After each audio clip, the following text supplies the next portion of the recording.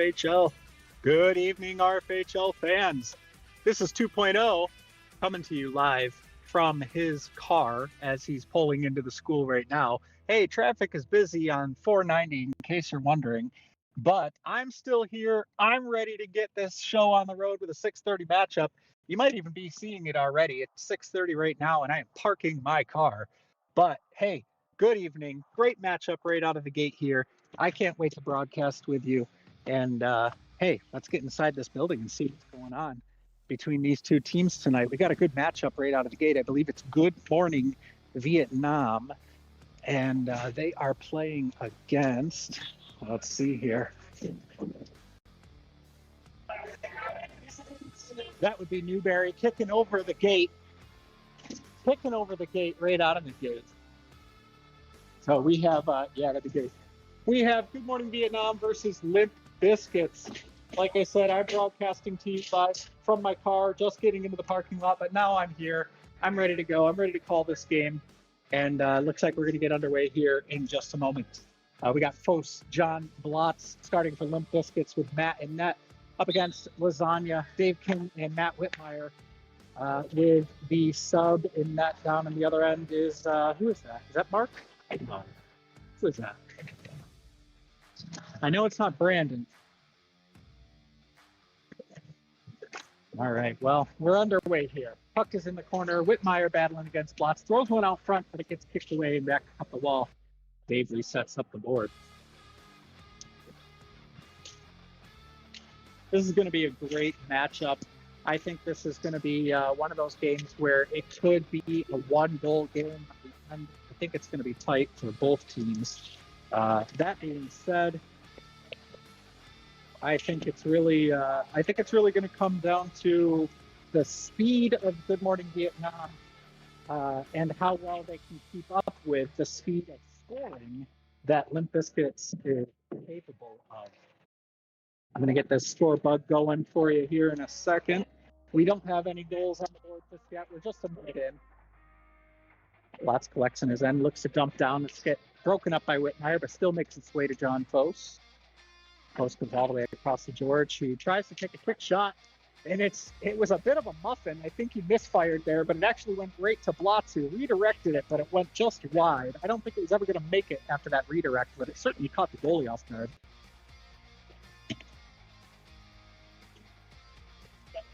Still looking to make something happen from behind his own net. Throws it up the wall to George, but it's a little hard. Gets all the way down into the corner. Bounces around and gets covered up.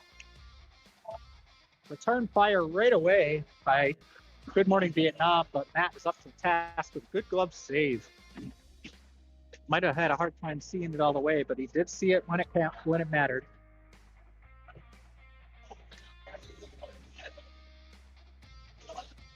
Little line changes here. We now have Sweetmeat and K-Flow on the floor. Fos, Newberry, and the Bob out there for Limp Biscuits. Sweet turns, fires, shoots. It's off the post, then off his back and in.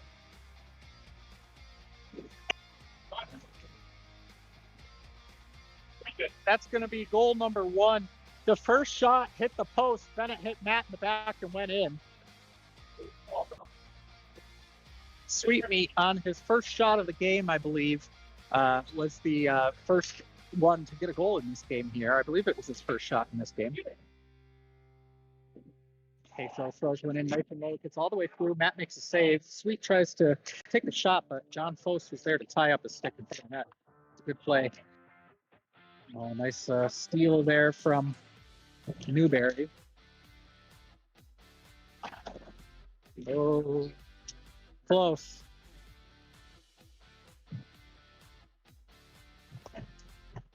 Puck goes around. Good passing there by Good Morning Vietnam. Sweet down to K-Flow. K-Flow, quick one-timer pass across to Lasagna. But the puck was on end. Never got all of it. By the way, it is Mark in net down there for Good Morning Vietnam. Can confirm.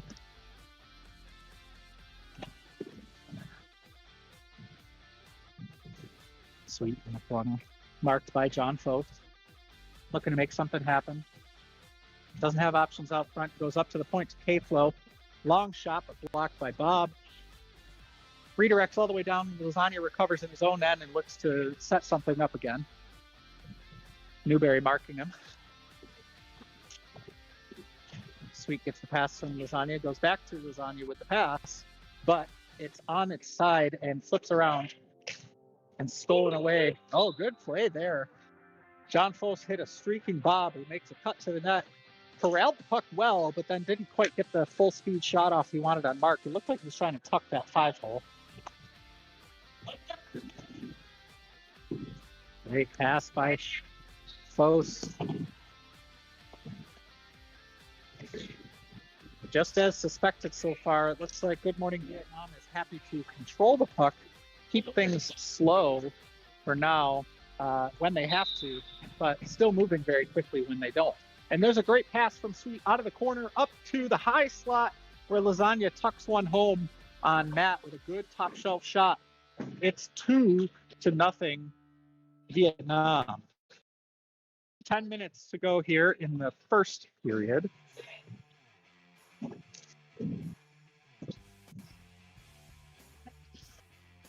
Vietnam wins the draw. They are in possession again. Like I said before, they're content to use their speed, but they're also controlling the puck and setting up quite a bit more passing plays than I've seen out of their first 2 games this season.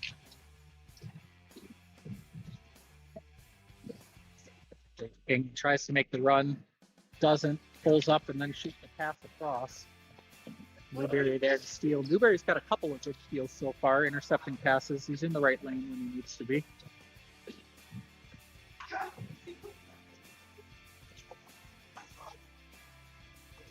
Long shot. Matt is up to the task on this one. He makes the save.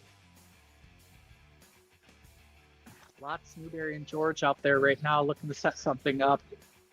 Dave King, Lasagna, and Whitmire for the Vietnam. Good morning, Vietnam. Oh, good poke again great poke by Newberry, and that poke actually put the puck right up to his teammate John Blotz's stick. Gets a good shot, but another good save by Mark.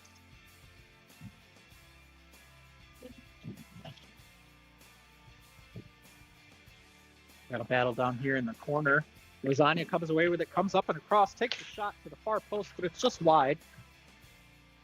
Whitmire on the puck now. He's got a lot of time, and he uses the full court to reset the play to his own teammate. Very, very smart possession hockey right now at a Good Morning Vietnam. They have not had to play their standard pace of play speedy hockey so far. We got Sidor out on the court now. He was a little bit of a late arrival, and he was getting ready for his game here next to me in the broadcast box. Puck goes up to the blocks. He takes a load away shot, but it's wide of the net. Oh, and it pops a great chance here for Limp Bizkit. The puck popped out to a wide open John Foss, who was cutting right into the high danger spot. Mark was up to the task. John Foss marked by Sidor. Sidor putting a lot of pressure on him right in front of me here. We had Sidor burned, but Sidor used those broad shoulders to pin him in.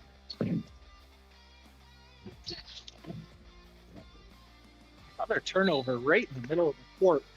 Limp Bizkit's got to be careful because this Good Morning Vietnam team, every single one of them is pretty good at shooting from that spot. Oh, and just on cue, we've got our first goal for Limp Bizkits. A long shot from John Foss, and I gotta say, I do not think it was redirected, but the Bob put a most fantastic screen on Mark, and he kind of did like a little hop jump out of the way last second and definitely avoided blocking that puck. So it was the perfect screen from the Bob on that play there.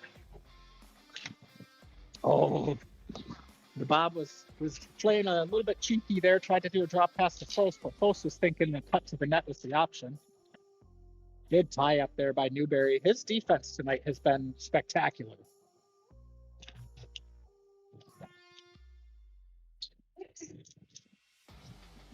Newberry's poke checks have been on point so far and has been helpful for a Limp Bizkit team who are down just 2-1 right now. Oh, the puck on the rebound from Matt goes all the way to Bob. He's wide open, but he takes a one-time backhand on Mark, who was already waiting for it. I think he had time to make a move there. Oh, turnover here and a shot. Pops back to post, takes a long shot, just wide of the net. 6:10 left in the first period. Puck in the corner, big battle here. John Foss battling up against Sidor. Now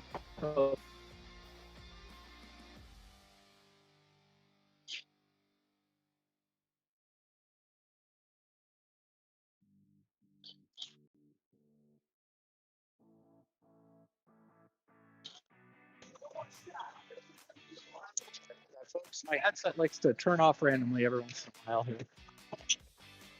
All right, the Bob battling Sweet in front of the net. Sweet with the lift. Wins the battle, comes away with the puck, gets it all the way to Sidor, but goes off Sidor's foot right to John Foss, who takes a long shot. Mark up to the task again.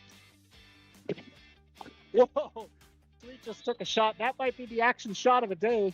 Right at our cameraman. Kurt was standing up on the stage looking to take some photos, and that puck missed him by a Sidor beard hair.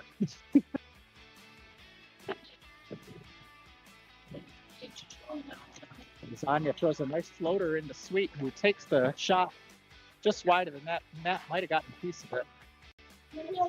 Well, puck tops out to Blotz, who kind of looks like he was trying to fake the slap shot and then still took it on accident. Bit of a half shot there. Okay, slow in the corner. Newberry puts pressure on. Newberry creates another turnover. His defense has been so good in this game.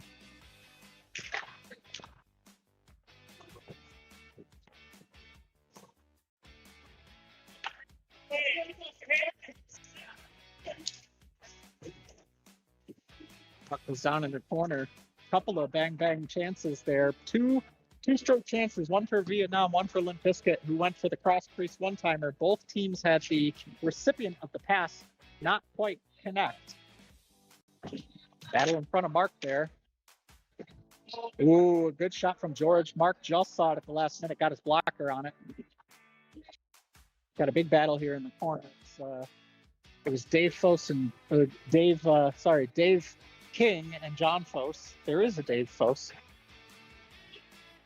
There's enough Fosses in this league that you could just throw a first name out there and probably get it right. Sweet Meat in the corner behind his own net now, looking to set up a play. He's known to do this a couple times to each game. Oh, but Blotz up to the task with the steal, point blank, but Mark gets down and covers that 5-hole immediately. It was a good save. John Foss got all day to pick his corner and does. Boy, if you give him that kind of space and time to get a shot off, you're going to get it.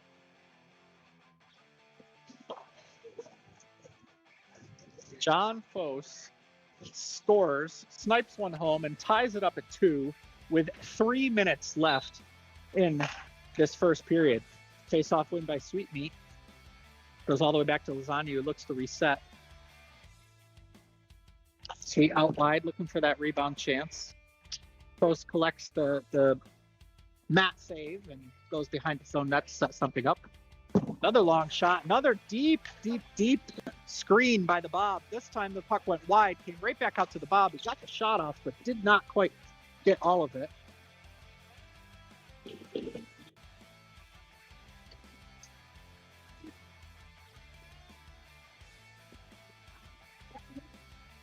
Dave King in the corner, getting marked by Bob.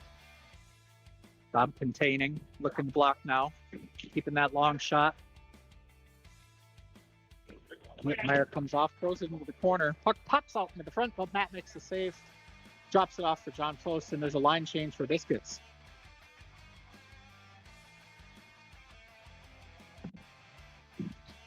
John tried to throw a little bit of a floating saucer in there for George, but it didn't quite get there. Dave King up to the task. Whitmire going back the other way now with it. Long shot on Matt. Big save. Rebound, though. Sweet goes for the puck. Didn't quite get there. Newberry makes a couple of great moves to get away from Sweet. Keep the stick from getting tied up. Sweet behind his own net again. Newberry covering. Puck gets up to Dave King, who almost flubbed the pass that went right to John Foss, but he was able to recover his own pickup. kept that puck away. Another line change here for Vietnam. K-Flow comes on for Dave King. K-Flow throws it down to Sweet. Good tie up there. And a good goal by the Limp Biscuits. I don't know who it was. I think it was Newberry. Yes, John Foss is confirming it was not him, it was Newberry. And after a 2-goal start to the period, Limp Biscuits have scored 3 straight to take the lead, 3-2.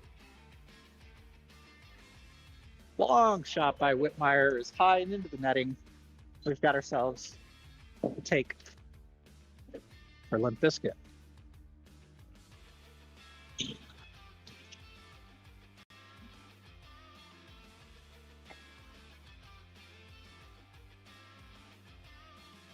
Ooh, puck thrown to the front of the net.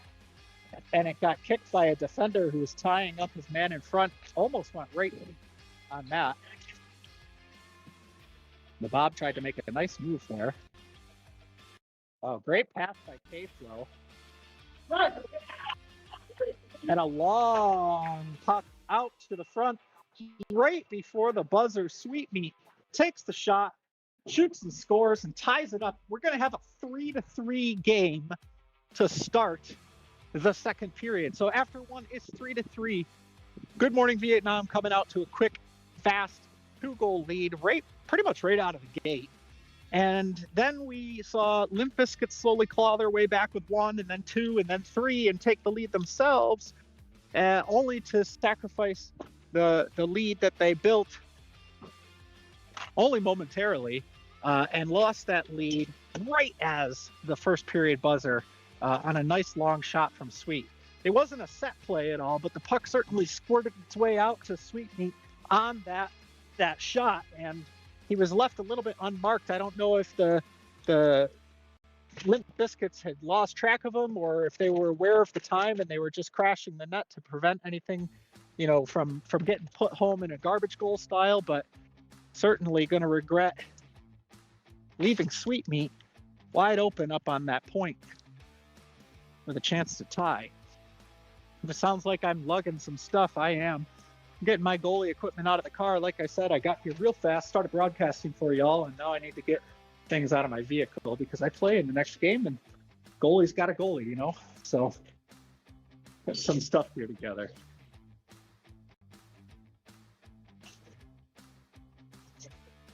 There's the buzzer, letting the teams know it's time to go for that second period. Going to get things underway here in just a moment.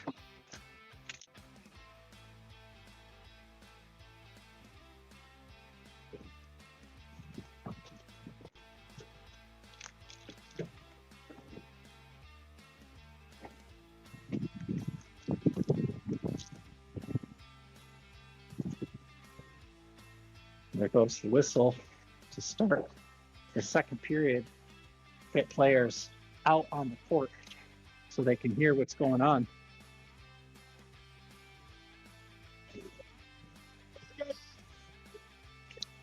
We got Rob the statistician here doing his best.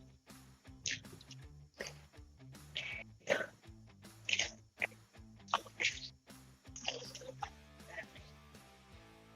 we start with 6 sides here. Limp Bizkit's now coming toward the camera. Good Morning Vietnam going away from it. Sidor looked to throw something out front, but George was up to the task. He had to stick down, block that pass up and across. Ooh, dangerous from Newberry there. He gave it away right in front of his own goalie to 2-on-0. Makes up for it by covering the Sidor rebound attempt. Boxed him out very nicely there. Puck is in the corner. We got a good battle between Ivani and Blotz. Puck's under some feet here. Newberry comes in to help with a little bit of a double team and comes away with the puck because of it. It's a nifty move to give himself a little bit of space. But then the pass was a little hard off of George's stick. Redirected away. Long shot from Blotz. He kind of picked that one out of the air. Ooh. Another save by Matt here. freezes the puck, waits for his teams to change, throws it down to John Foss, who's ready to get things started again. Sidor doing a silent 3 count here. It's not a wait for the whistle play. Still got his stick in on it. It's going to be Limp Bizkit puck.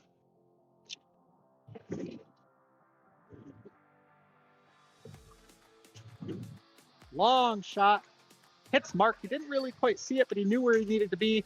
Made the save, and then Dave King with a good box out so Mark can cover it cleanly without having to worry about the rebound. Puck goes up to Whitmire. Big save by Matt. Close looking to make the quick shot here. Didn't have anything.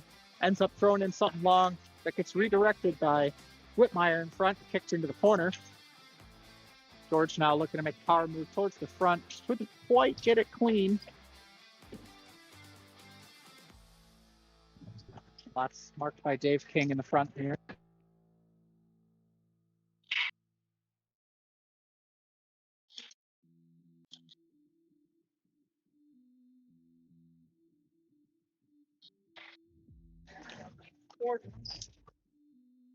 Whitmire looking for help. He's got help on either end of the boards, up or down. Puck eventually squirts away to him in front of the net. He gets a good shot off. Matt makes a save. Noticing a solid game plan here from Good Morning Vietnam to absolutely force Foss into either long, unclean shots or really close him out in the corners so he has to move the puck to teammate. Long shot blocked by Whitmire. They're really clogging up the middle, and that's definitely going to be our first call of the game. Klotz went in for the poke, but Dave King was already moving his feet in the way, and we're going to have our first penalty here for tripping. That's John Blotz for tripping at 11:47 in the second period. He comes out in 1 minute, so 10:47.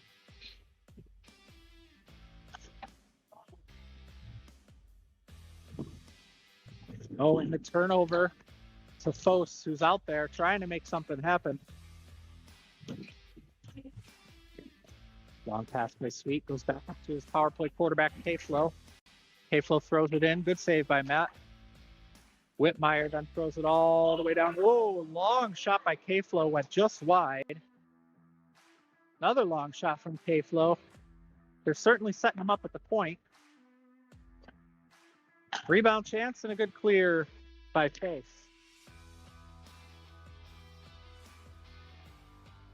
Newberry takes the shot, partially blocked by K-Flow, and it flutters in for the cover-up.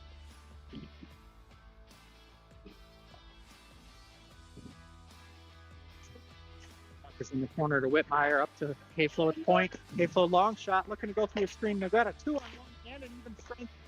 It was a good kill by Limp Bizkits. Good penalty kill there by them. A couple of chances in on Matt, but they made sure that Matt had good looks at him, long looks at him. Nothing that came too quickly or off of any sort of movement. It was a very, very well organized kill. Oh, and Post gets the puck right in the middle of the court. Nobody within 10 feet of him. Fires the shot just wide of the net. Sweet's got it in his own corner. Boxing out, looking to make something happen. Oh, Foss makes a really nifty move to the net. Oh my goodness, he made a nifty move to the net, then went for the wrap and just missed the wraparound chance.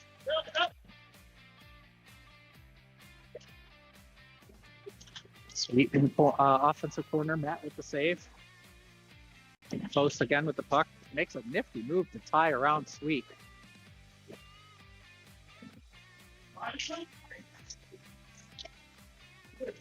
A lot of loose pucks in front of Matt right now.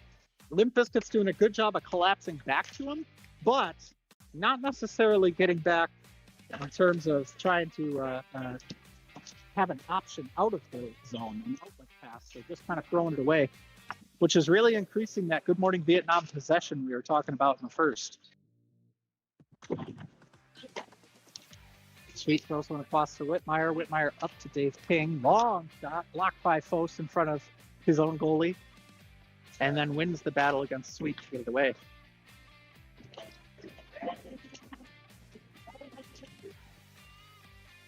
Mark with the cover up. Sweet by himself in the other end. There's a line change as Fos went off to take a break. He'd been out there for a little while. Great pass by Sweet across to Dave King, who shoots it just wide on the one-timer. It was a nice setup. Dave King again at the point. Long shot, hits the post, and I think it hit the post and went in off of his defender. Or sorry, off of his goalie. I think it hit the post. There's some discrepancy on the other end of whether or not that went in. I honestly wouldn't be able to offer any sort of help on this myself because I did not have a clean look at it. I saw it hit the right post, and then I saw it come out towards Matt. Currently, it's underneath Matt. And it looks like we are going to, the call is going to stand that is a goal by Dave King for Good Morning Vietnam to make it 4-3 with 8:15 left in the second. Close game so far, 4-3. It's certainly, most games open up in the third period. You see more goals scored in the third than you do in the first, I think, in most games. Not necessarily by rule, but I think as teams get tired, things kind of get a little bit disjointed or, the scoring ups. But we still only have that one goal game that I was thinking might be the case in this one. And the lead has changed a couple times too. Both teams have led twice in this one, I believe. No, sorry, just twice for Good Morning Vietnam and only once for Limp Bizkit. Ooh. Lozano just threw a puck in that hit a body or something and then went right on net to Matt. And thankfully, it kind of hit him right in the body before he even saw it where it had to be. Oh, great pass by Bob. Long shot by Blotz. It's just wide of the net. He's shooting low and he's picking some corners on Mark. Sometimes that's what you got to do on him. He's a big goalie. Also a fundamentally sound, very, very good skills, or very good fundamental butterfly style, hybrid style goaltending. John Fos back out there now for Limp Bizkit. It's a long screen shot, goes just wide of the net, comes right back out front to Mark.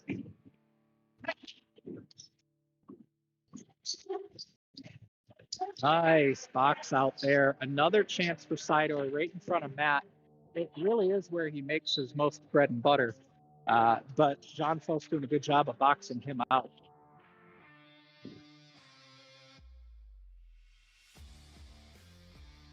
Great play there. Fos throws it forward to Blotz. Blotz immediately one-timers it over to George, who takes a one-timer backhand chance.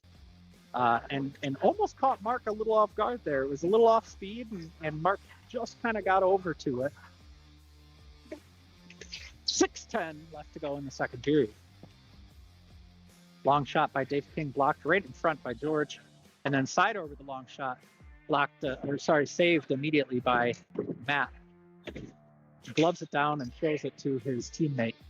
Oh.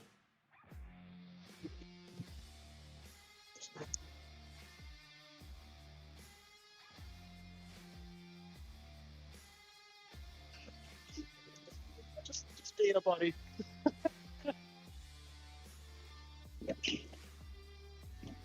Posted long shot just wide. It comes right over to George, who immediately takes a shot, blocked by Sidor. Sticks are flying here in the corner right in front of me.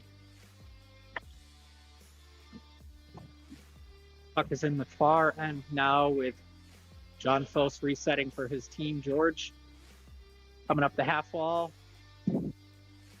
Newberry making a nice cut to the net. Sidor throwing all of his body around as he usually does. Very, very well known to use his body to box out a lot, and sometimes kind of falls into you a little bit. And you have to be careful when you're trying to body up with Sidor in front of either net. Great long shot there by Sidor and a big save by Matt.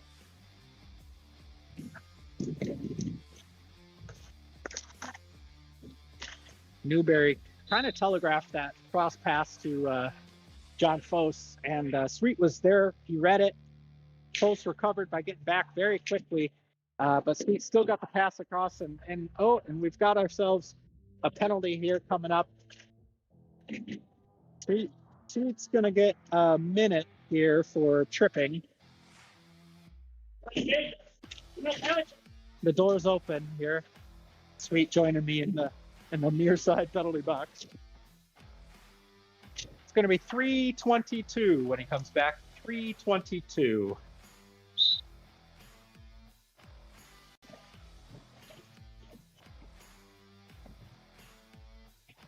Limp Bizkits with a prime opportunity on a penalty kill to try to set themselves back into a tie game. Dave King doing a great job of tying up the puck in his own end and chewing a little bit of clock in the corner. Oh, great. What a long pass and shot there by John Foss, who threw it at the stick of George. George redirected it. And Mark made a great toe save. He just got his toe down on that one. 20 seconds left in the kill here. 3:22 is when it evens back up. Long shot by Foss. Recovers the puck. George tries it one time to Newberry.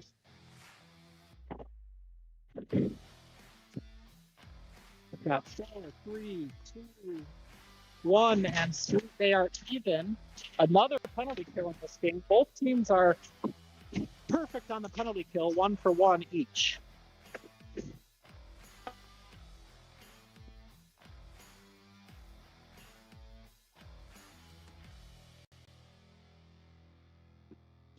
Here.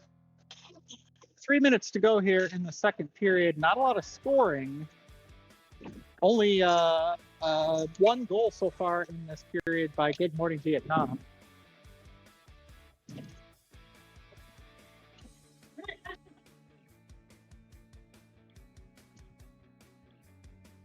Long shot by Limp Bizkits, and Bob throws it across the middle. Nothing doing. Great backhand chance there by John Foss. But a good glove save by Mark. Long shot by Blotz, and Bob tried to collect it and then make something happen, but it bounced off his stick pretty hard and gets back out to Good Morning Vietnam. Big save by Matt. Puck is loose.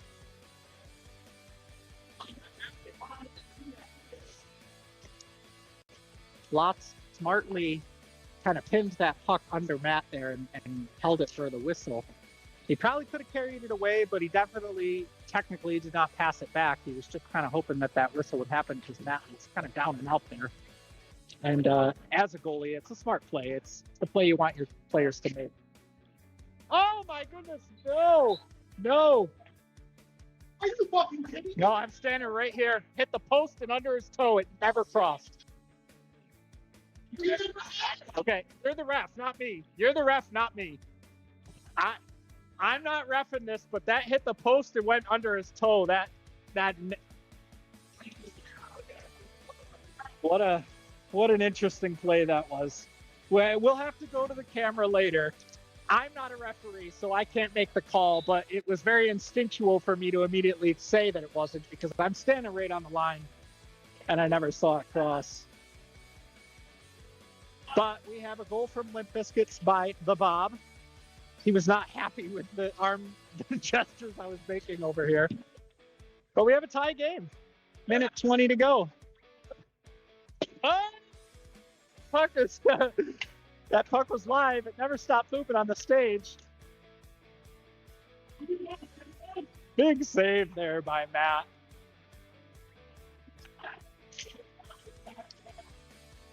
Long shot by George, turned aside by Mark. So we've got 2 goals in this one. Both of them tough calls in the second period, but each team has 1 with 45 left to go in the second. Bob has a little bit of space to carry. Vietnam collapsed on him, and he felt it. Tried to get it over to George, who didn't really have much. He's marked up by Sidor. He takes up all that space. Puck comes out to Sweet from the point. He's got Lasagna in front. Takes a long shot and scores. Sweet had a little bit of time, a lot of bit of space, and he was able to make the quick move to set himself up for a shot on the low glove side of Matt, who I don't think saw it until it was about halfway to him already.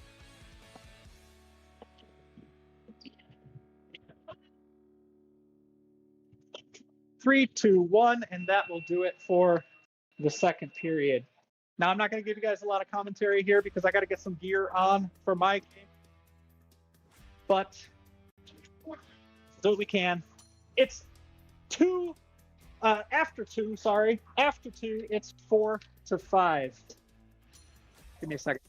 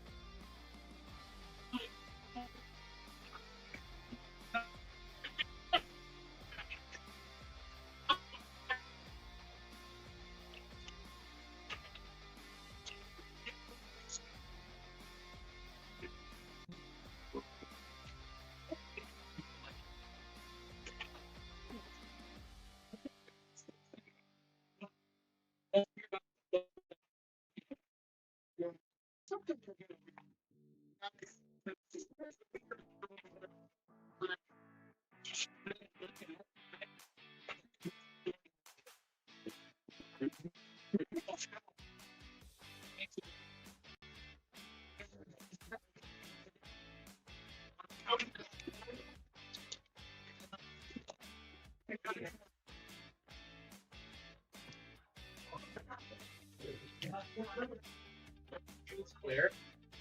Left. Get in the corner. Get in the corner.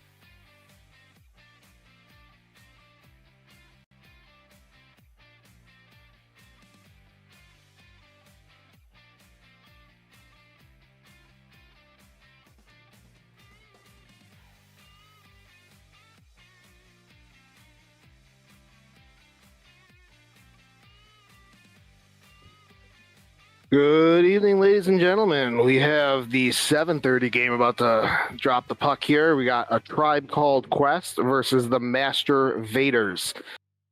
Should be a good game here. A Tribe Called Quest coming off of a loss last week. I know they're going to want to avenge that. Looks like they got a full squad, or are they missing someone? I see six bodies. There they are. Ellen was hiding behind Brett. See six bodies for A Tribe Called Quest. So they've got a full squad. And it looks like the Vaders of the Masters also have a full squad tonight. So we should see the true teams here. 2.0 in net, coaching his rookies and a couple of wily veterans, including three-time Cup champion Shane. And then we got A Tribe Called Quest, also with some veteran presence on the floor with that deadly duo of Dr. K and Verlano. I apologize if my call isn't at its finest today. I just got off my 6:30 game, and I'm not sure I've caught my breath yet.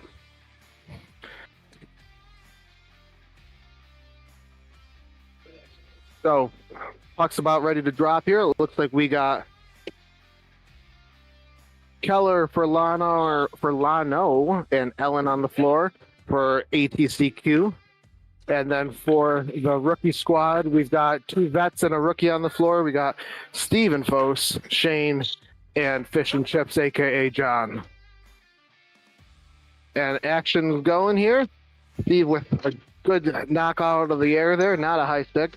Shane gets it back, tries to get it back to John. He does get to him. John dumps it back to Shane, playing a little bit of catch. He tries to swing it over to Steve, but good defense by A Tribe Called Quest. ATCQ sends it over to two. Ellen's there, doesn't have any help. Gets out to the top. Keller to Furlano. Furlano looking at his options, tries to get over to Ellen, but Fish breaks it up. Steve and Ellen into the corner here. Ellen wins it. Gets back to her own goalie. Furlano has it.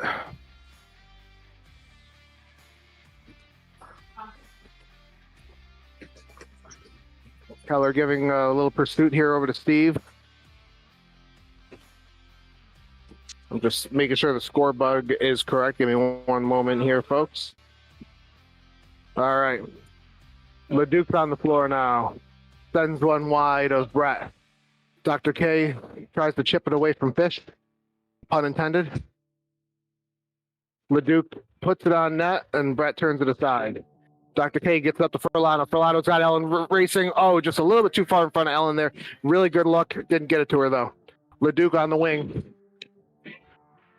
And two with a flashy glove. Dr. K gets it over.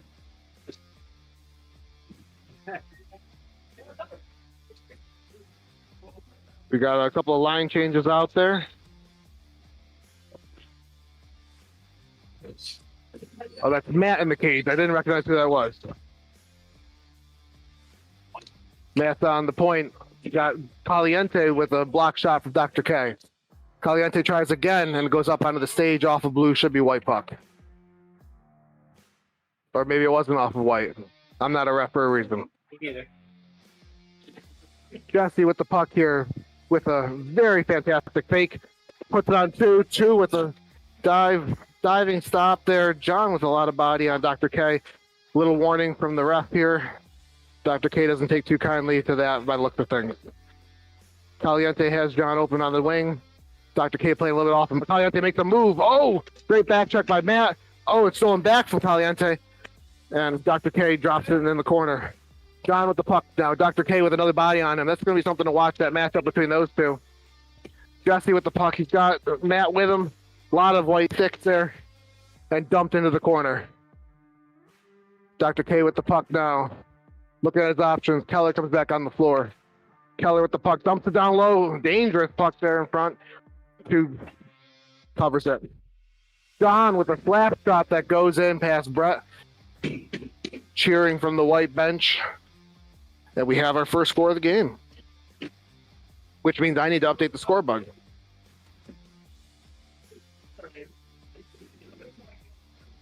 One nothing Master Vaders. I can't really get a read on this game yet. You know, they're both playing a little frenetic.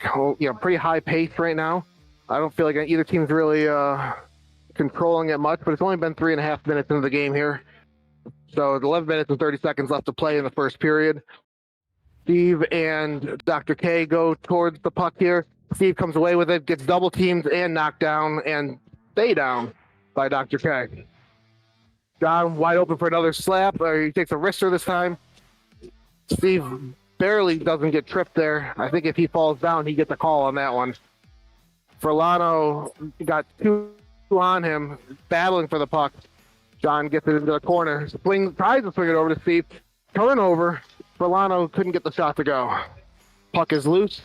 John tries to get it out to Steve. Furlano with the turnover. With another shot, just goes wide with some good defense there by the Master-Vaders. White with the puck now. John looking at his options, tries to wrister in down deep. Steve trying to get control, can't get it. Furlano sends it over to Sweet, who is a ref.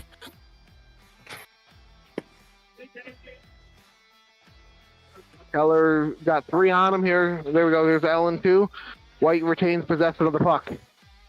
Furlano with the puck here. Got Ellen on the wing. Takes a shot that goes off of White. Was not a hand pass because it was in the defensive zone.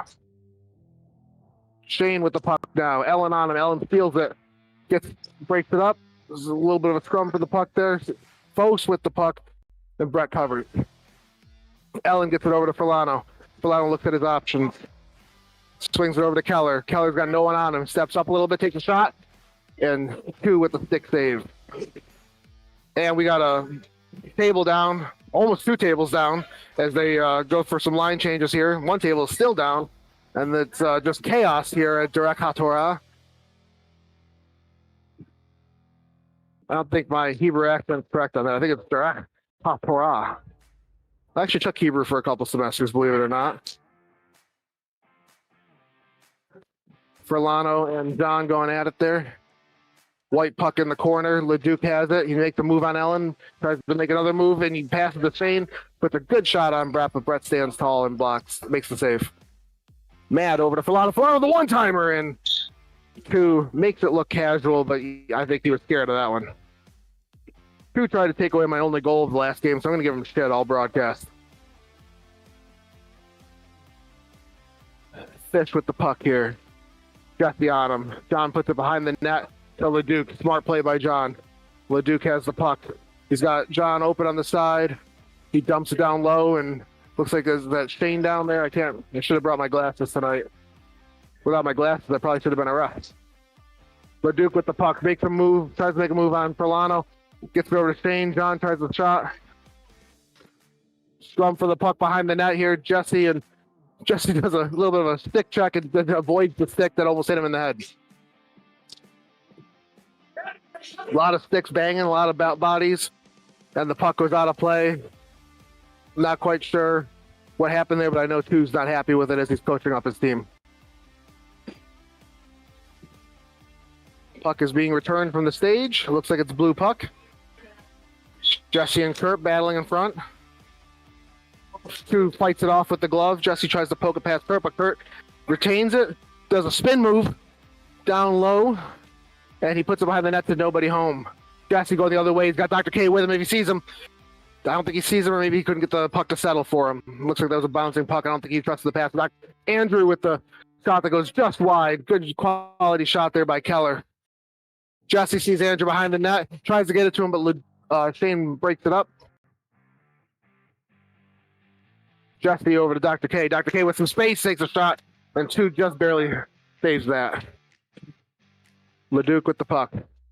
Tries to make a move on Ellen. He does. Ellen tries to recover, gets back in front of him. 2 is coaching Kurt to move.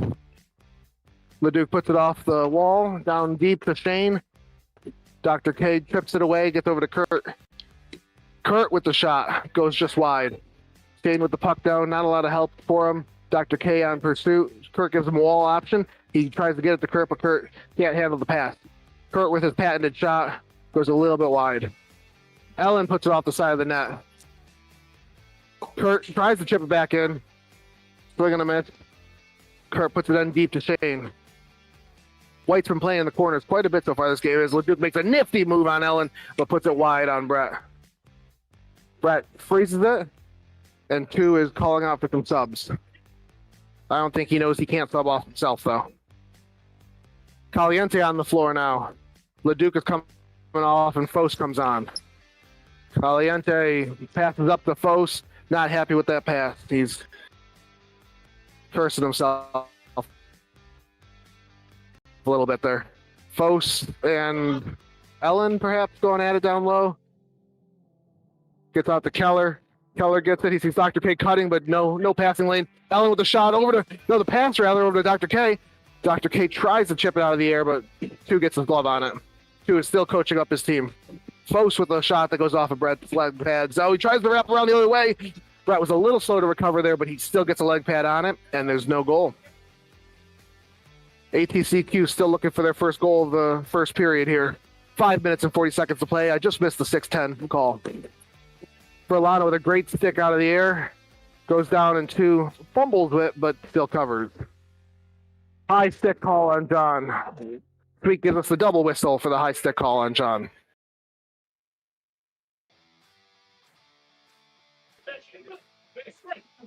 All right, Dr. K looks like he's screening. Verlano's looking at his options here. I think he wants a shot. He puts it down. It looks like it was passing maybe to Dr. K, but John breaks it up. Steve Fos in the corner with someone in pursuit in blue. I think that's Matt. Matt should be the only one wearing a cage, so I should remember that.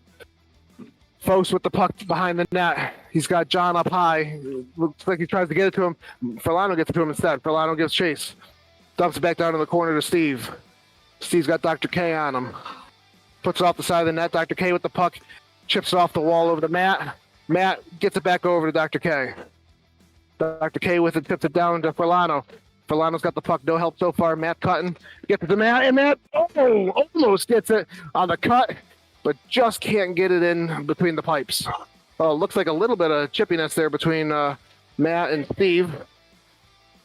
Haven't seen that kind of reaction from the Rook so far this year. Good to see a little bit of passing. Matt tries to center in front of Dr. K. Dr. K and John going at it. John chips it away, but gets it over to Verlano. Verlano with a shot. Goes just high of Two. Caliente gets it back to John. John with a shot. Long shot. Brett gets a shoulder on it. Verlano tries to make a move. He's got two white jerseys on him. Leduc tries to take a shot, and Matt blocks it.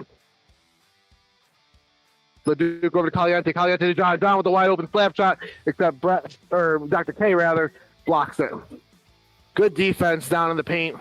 Well, it's not really painted in this gym by Blue. John puts it just high over Brett, goes on the back of the net, and we'll have a much-needed stoppage of play. Verlano calling it on the far wall. Dr. K takes a shot instead. Two gets a stick on it. Jesse putting some pressure on John. Verlano and Dr. K playing a two-deep zone right now. John gets the puck over to Caliente. Good movement right now from Masturbators, but all in their own zone. They seem content to take some long shots and dump it into the corners and try to get some action up front. Seems to be working for them, though, because they are winning 1-0. White puck. Sweet gives us the whistle. Leduc looks at a shot potentially. Just puts a wrister in the middle, trying to get some action there. Sounds like my love life. John dumps it into the corner. Oh, it looks like maybe incidental there. Looked like he just lost the edge. Oh, Verlano with a great pass over to Jesse, but Leduc with some good pressure on him. Leduc wins the puck. Verlano on him. He tries to get past Verlano. Verlano blocks the pass. Leduc now turns on the Jets. That slows down the Jets. Back to Caliente. Caliente makes a move. A great move. Great shot. Brett just got big. Dr. K and Caliente going at another table going down. We've got 3 tables down, but only 1 goal. Two with the freeze. 2 minutes and 20 seconds to go in the very heated first period between the Tribe Called Quest and the Masturbators. The Duke dribbling. Looking for his options. Jesse gets a stick on it, blocks it, goes to the wall, but Caliente recovers. He's got John calling for the far wall, but Mike was baiting him into that pass. Takes the steal, goes behind the net, makes the move on Leduc. Dr. K looks like he's trying to set a pick or something. And, Mike with a dangerous shot. Jesse with the puck here. He's got 2 all over the place, and Jesse slides it underneath him, 1-1. And this has playoff atmosphere right now. I don't know who lit a fire under these 2 teams, but they are playing like it's the playoffs right now. We thought I was talking to him, but he should know that I don't talk to my opponents. I guess it's okay now. Keller with a shot that I'm not sure 2 saw all of. Goes wide anyway. Folks on the floor now with Shane and Kurt. Looks like they might have like two different lines almost, because I don't think I've seen. It's almost like they've got a full line change after that. Dr. K tries to center it out. Kurt with it. He's got Ellen on him. Ellen blocks the shot. It goes on the back, not the back of the net. I just have a bad angle over here in the Bonus Jams penalty box. Steve with the puck here, trying to dribble past Matt. Makes a move on Matt. Matt stays with him. Fo's still with the puck here. He's got Kurt on the point, but Ellen's kind of playing a little off him. Gets down to Shane. Shane down low. Again, the Masturbators just seem content. Oh, a little bit of an option up in front there. But that seems to be their game plan right now, is just put it out in front and try to scrum for the puck. A lot of their shots have come from outside of half court, and a lot of their passes have been dumped into the corner. There's another shot from outside of half court. Furlano with a 2-on-1 the other way. Ellen with a shot. Steve with another save. Oh, quality pass by Furlano. Great shots by Ellen. Better saves by two. Hey, you gotta let go of the puck. The puck was down. You gotta let it go within a reasonable time. Thank you. It doesn't matter. It doesn't matter. They gotta change it. Oh. Go ahead. A little bit of a discrepancy there between two and the referees. For those of you watching at home, the call there, or the clarification, is that you can't hold on to the puck as a goalie for too long. 3 seconds left was the call there, and 0, and it is 1-1 at the end of the first period. Sweet and Two are still talking about it.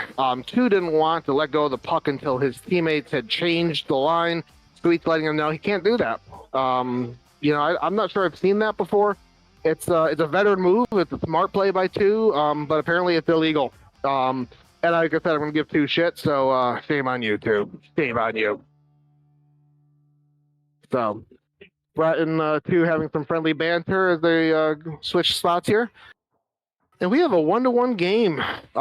This is, like I said before, this has like playoff intensity right now. I don't know if there was some shit talking before the game or what was going on, but these teams seem fired up. For the Masturbators, I'd love to see some more shots like around the 3-point line. They're taking a lot of shots outside of half court, or they're dumping into the corners and trying to get it out in front and center in front of Brett. Maybe that's the right game plan. I think they've got a lot of talent and a lot of sharpshooting, and to see someone in the high post or around the 3-point arc, I like that opportunity a little bit better. For a Tribe Called Quest, I think they're playing really well. I think their passing is there. They had a couple of 2-on-1s where the Masturbators have got back and clogged up those passing lanes, and so I think they're making the right choice to take those shots. But I think those passing lanes will open up as the Masturbators get a little tired potentially. And so I would keep looking for that pass.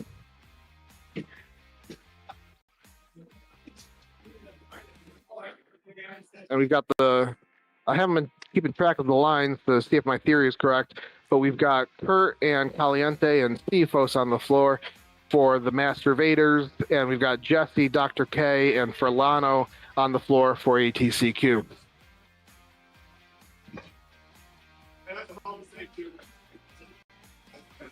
Hey guys, we're gonna call it tighter.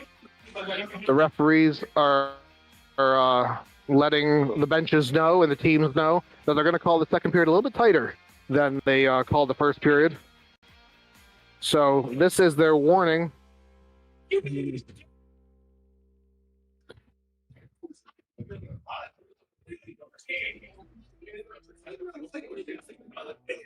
And we're getting ready for the puck drop for the second period. 15 minutes on the clock. Full stage of spectators. And this is Wednesday night in the RFHL. Motion on the ATCQ.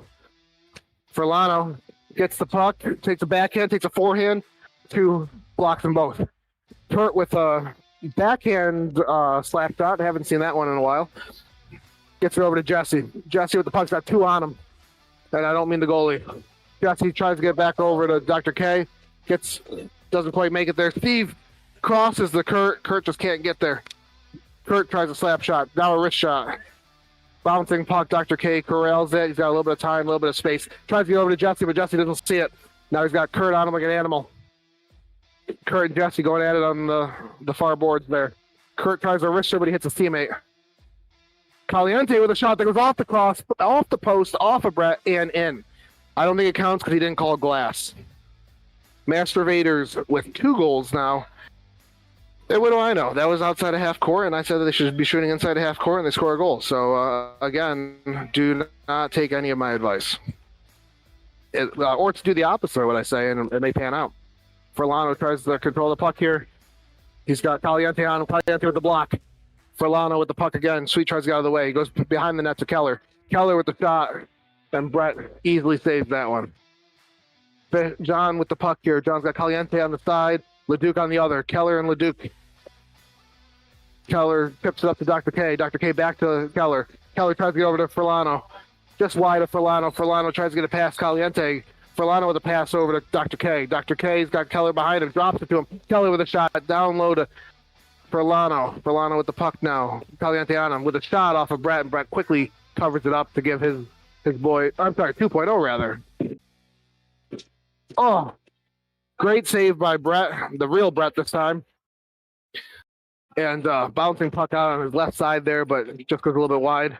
Leduc controls the puck with a moderately high stick, but not an actual high stick. It was. I think like the stick was low, but the blade was a little high. It was a bit of an angle. Here, Yeah, it was a weird angle.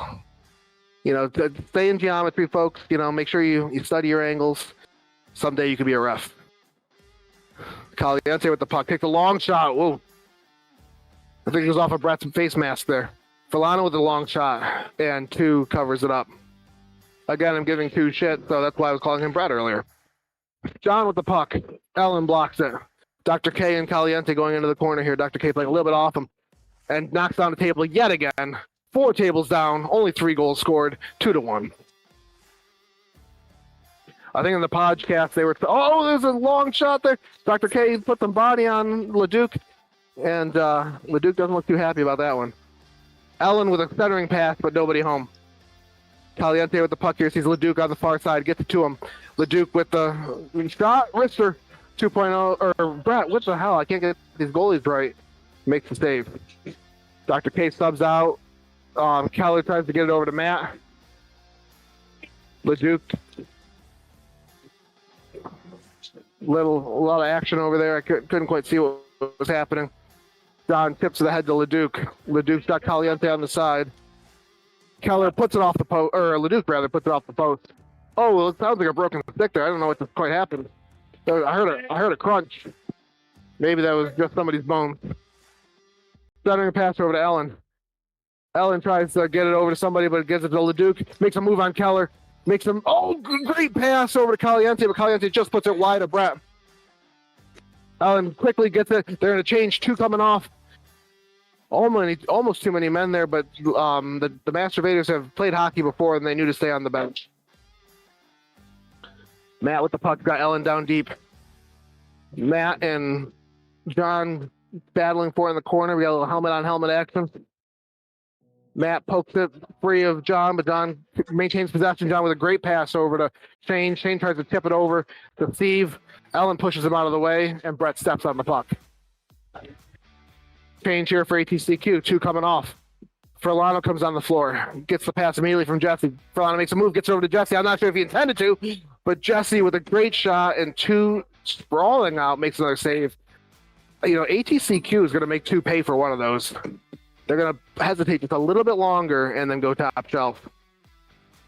They've got too much hockey IQ. Although 2 also knows that his team's back checking really well. Dr. K with some strong moves there. Steve does not look too happy about that, but I didn't see anything illegal. John passes it into the corner. Shane's got it. Steve is giving a little bit of body to Dr. K. Dr. K gives it right back to him. Steve gives him another elbow. Not too happy between the 2 of them right now. Jesse with the puck now. Jesse's got 2 on him. Steve takes the steal, takes the shot. It sounds like it goes off the post. And Jesse with the puck. He tries to get over to Dr. K quickly, but Steve is just chasing everything.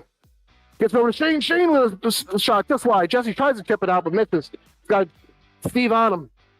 Fos on him, tries to send it to Shane. Can't get it to him. Mike with the back check. Now he tries to wrap around. Furlano with the puck over to Dr. K. Wide open on the wing. Dr. K gets it to him. Furlano hesitates just like I said he would, but he can't go home.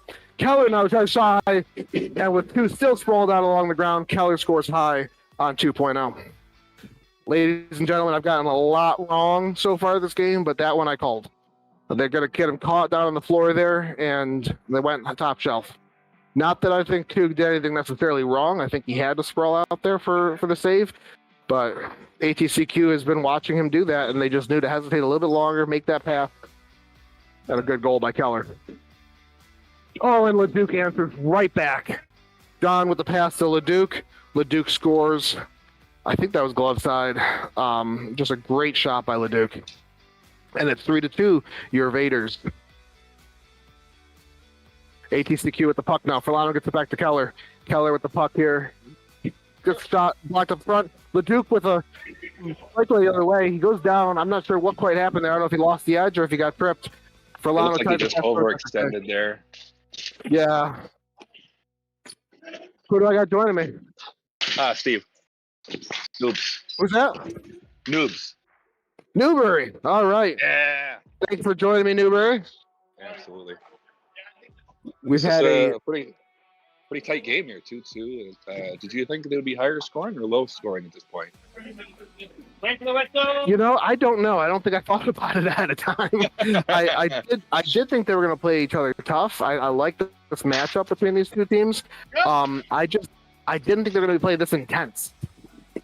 Absolutely. Oh, well, they both have the capability. I mean, you have some really strong hockey sense players and the rookies, and this really physical, grindy, blue team that knows how to turn it on and kind of box you out. So. Yeah, totally agree. So John chips it down to Keller. Keller gets it over to Dr. K. Dr. K's looking for Matt, but Leduc's clogging up that passing lane. Dr. K gets it back over to Keller. Keller with a long shot goes wide of 2. Matt tries to will it in. A lot of bodies in front. Maybe a little bit of a forearm shiver by John, and they clear out of the zone. John with the puck here gets it past Matt. Little bit of chatter there between the two of them. Not quite sure what happened. Maybe a stick to the shin. Yeah, looked like he maybe just cut it high. Shot off of Brett to the corner. Masturbators continue to win the pucks into the corners. And as I say that, Kurt wins it into his own corner. Matt's on him, though. Kurt goes around the net, loses Matt. Great pass over to Caliente. Caliente with a shot just high. Leduc's got the puck now. Ellen on him. Makes a move between the legs on Ellen. But Ellen stays in front of him. Good defense by Ellen there not to give up and to stay on him. Jesse with the puck now. A little bit of an odd man rush, but can't control it. And the back check from the Vaders is good. Matt comes off the floor, and Furlano comes on. Leduc with the puck now. Ellen on him. Makes another move. Can't get the edge of the puck there, though. Ellen back with him. Oh, between the legs shot, but not quite. Yeah, he's done it a couple of times so far this game. He's going to make that work one of these times. You got Ellen and Kurt. Kurt wins it. He tries to get over to Caliente, but it goes just a little bit high. Furlano gives space. Furlano trying to bat the puck out of the air, and he does down into the corner. Kurt and Ellen back at it again. Kurt wins it again.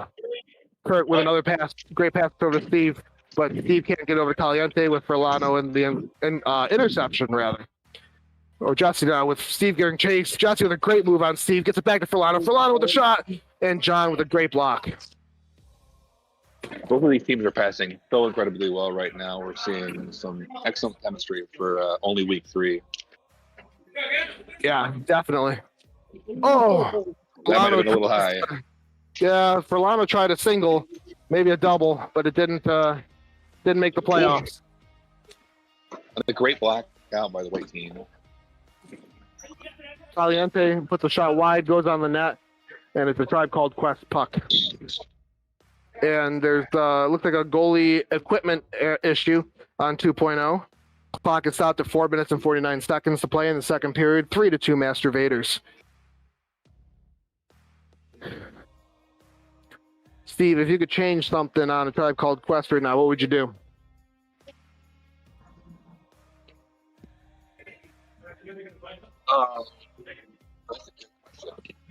I think they're trying to force the play too much. They maybe they just need to play a little better possession, but still play aggressive.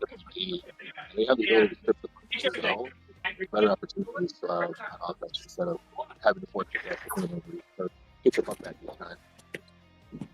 Oh, great save by Brett there. As you say that, Keller puts it right into Shane's stick. Shane with a shot and a second chance that goes off of Brett's leg pad. Really good play there by Brett. Dr. K and Mike both going on Steve here. This is week 3 here is a welcome to the league for Steve Fos, as he is getting more body here than he's gotten in the first 2 weeks combined. But he is still running. He has a good back check there to break up the passing lane over to Fos, or Furlano, rather. He is Fos. And he gets rewarded with the puck here, but he loses it in front of Keller. Keller over to Furlano. Furlano's got John on him. Got John playing smart. Dr. K tries to get it down deep to Keller, and he does. Keller in the corner tries to center it to Furlano, but a little bit outside his reach. Dr. K back over to Furlano. Furlano's got a little bit of space with John. John's content to play off him a little bit, play smart, not let him get past him. I like that play. Dr. K with the puck gets it over to Keller. We got Matt on the floor now. Keller with the puck, stayed on him. Dr. K with the puck behind the net. Shane's poking at it, breaks it free. Keller takes the change, and Ellen comes on. Steve intercepts the pass. Steve loses the puck, though, or maybe we'll call it a drop pass to Shane. But Brett gets big again. Brett's really keeping them in the game right now. Dr. K's got the puck. He gets it over to Matt. Matt, not with some space, takes a long shot on 2, goes right in the middle of the test pads. Test pad, singular. I think I lost Newberry. All right, we got John with the puck. John passes over to Leduc. Leduc with a long shot. Not that long, actually. It was inside the half court in their zone, but Brett with another good save. Dr. K puts it off of Shane. Leduc with the puck. He takes the shot. Brett with a great save. Gets a second chance. Brett's on his butt. Leduc sees it, and he goes top shelf on Brett. Nothing Brett can do about that. Needs the defender to come up there and just put a little bit more pressure on Leduc. Leduc took patience, hesitated, took his time, picked his spot. You can't coach him any better than that. 4-2 Masturbators, 2 minutes and 28 seconds to play in the second period. Leduc takes another shot that goes just wide of Brett. Brett with the puck now. Brett's got some time. He gets over the Shane. Shane tries to get over to Leduc, but Ellen breaks up the pass. Matt now with a little bit of a friendly hook by Leduc. Gets over to Matt. Dr. K centers it to nobody, and Kurt just slapping at it. A little bit of friendly fire there for the Masturbators. Leduc over to Shane. Shane puts it home, and it's 5-2 Masturbators. They're starting to turn it on here. They're starting to run away with it.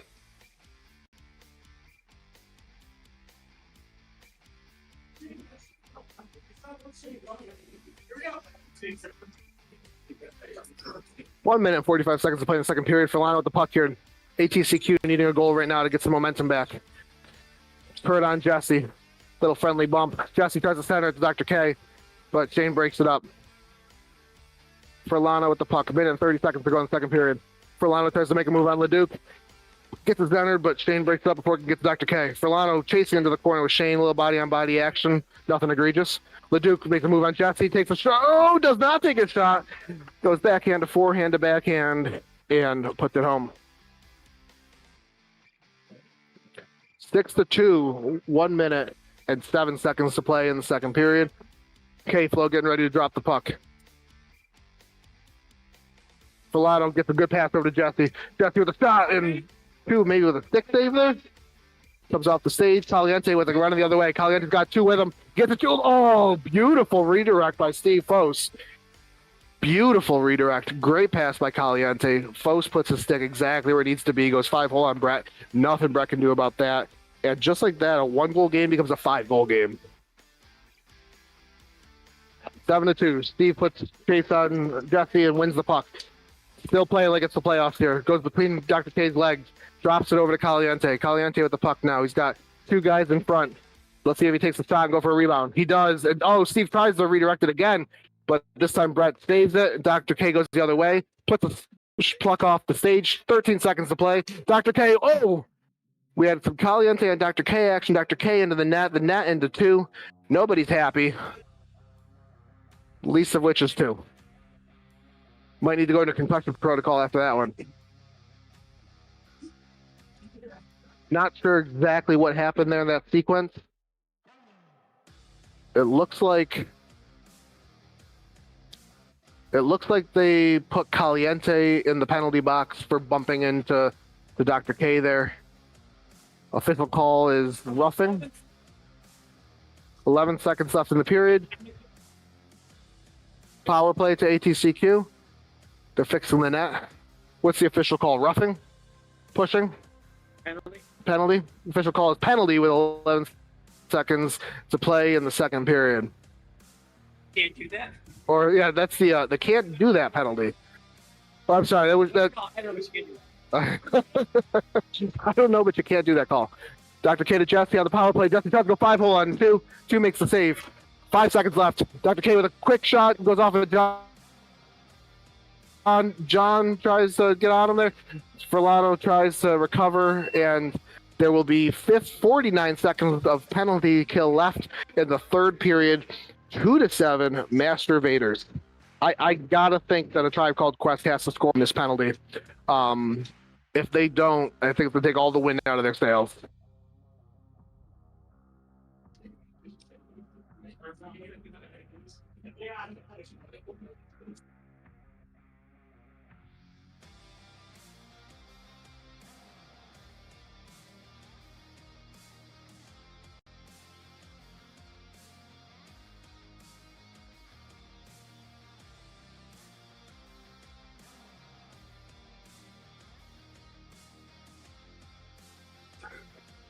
They're checking the netting right now on the near goal.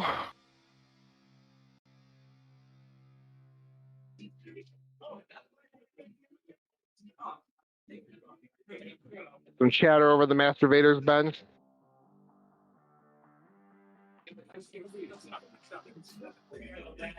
And for those of you gambling at home, for the first Master Vaders to get a penalty, it was Caliente. So Vegas wins again, as popular money was on Kurt.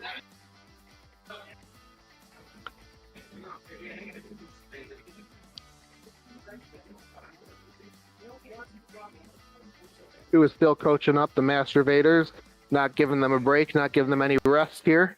No rest for the weary, up by 5.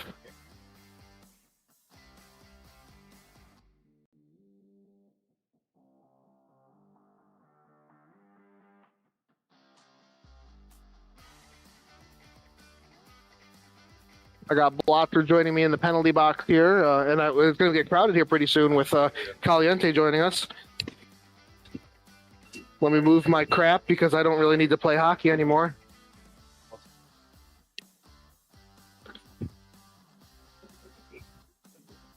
So there'll be 49 seconds of penalty kill left for the Master Vaders as they enter the third period. Set 5-goal game right now, 15 minutes to play. A lot can happen in 15 minutes in the RFHL.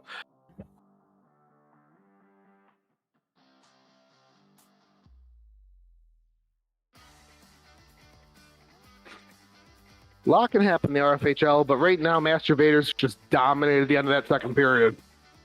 ATCQ's got to be looking for some answers here. Got to be looking, at least for a penalty goal here, a power play goal to get some momentum back. But it's definitely an uphill battle for them.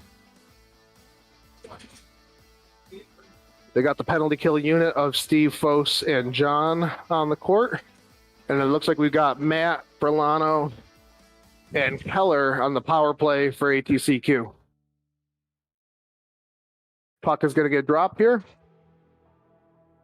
And ATCQ wins it. Steve Fos putting some relentless pursuit on the mat. Puck goes into the corner. 2 comes way out of the net to cover it up. Drops it quickly there. Maybe a little bit of a Bronx drop for the ref there. John puts it into the corner. Sorry.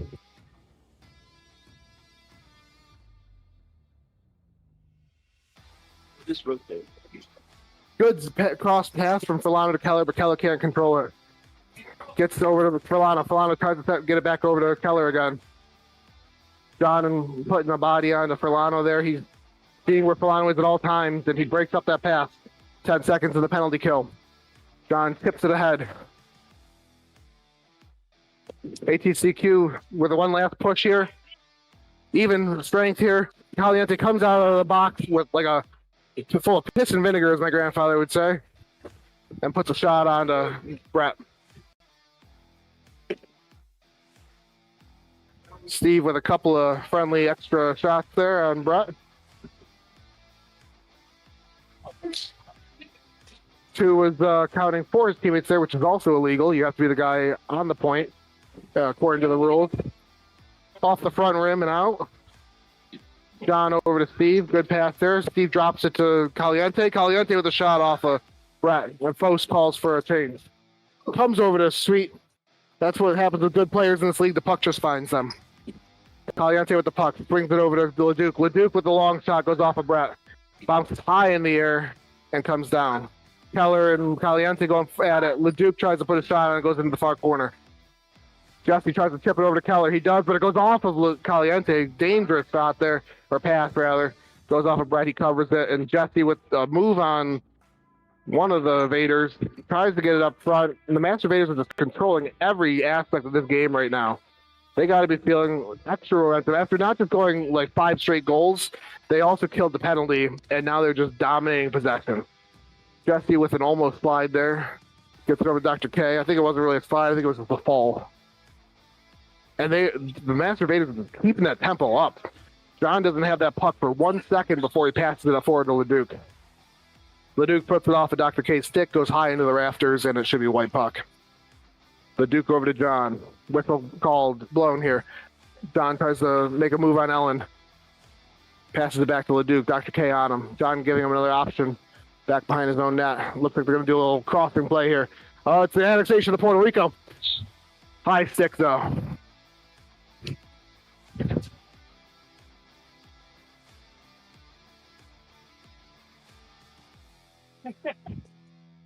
High stick for John there. Let's see if they try the same play. Well, this time Blue's onto it. Dr. K putting some bodies on the back of the net. And the whistle blown. It's white puck. John with the puck here. Dr. K and John putting some bodies on each other. John with a little bit of a stop fake. Leduc, or Caliente rather, tries to make a move on Ellen, but breaks it up. John back to Leduc. Leduc looking at his options. He's got John on the side. He's also got Caliente right in front. Oh, good shot there, but good defense by Ellen and good goaltending by Brett. Ellen with the puck dumps it into the corner. It goes back to John. John's got Leduc on the far side, but he gets Caliente in front of him. Better option. Leduc, Caliente to Leduc. Leduc back to Caliente. Caliente sees Leduc cutting. He's got John behind him. Ellen on him. He makes a move on Ellen. Takes the shot, and it goes just wide and into the stage netting, and he subs himself out after that shot. I don't see why. Must be tired, because that wasn't a bad shot. John over to Leduc. Leduc's got Shane cutting. Ellen on him. Ellen slows him up. Dr. K going the other way. And 2 gets low to make a kick save and a butte. John gets it over to Shane. Shane tries to make a shot, but Jesse breaks it up. Leduc with the puck now, surveying his options. He's got Shane on the doorstep, but can't get it to him. Jesse and Leduc going at it here. Leduc wins it. Leduc's got Shane on the doorstep again, but he's got 3 blue jerseys all in tight. He makes a smart play, gets out to the point, keeps that stick down with a slap shot, and it goes in. I don't know if Shane got a piece of that or if that was just a pure shot by John, but it was the right play by Leduc to get it over to John. And unlucky for, I can't say unlucky, it was just a great play by the Master Vaders, and a Tribe Called Quest got caught with 3 people in the paint.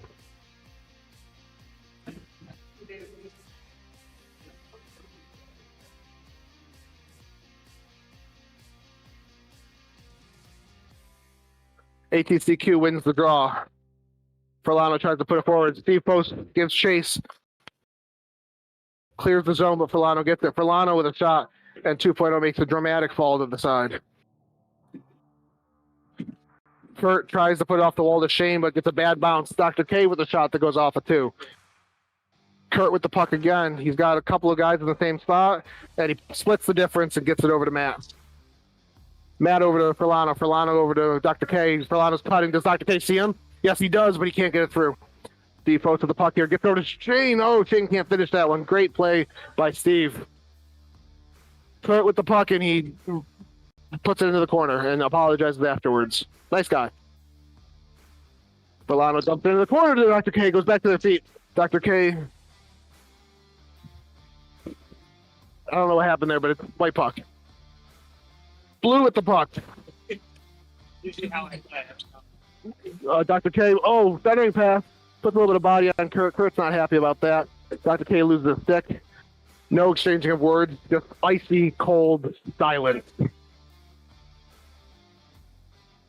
Kurt is looking to give it back to Dr. K. We're getting a little feisty on front. Dr. K pulls out the chair.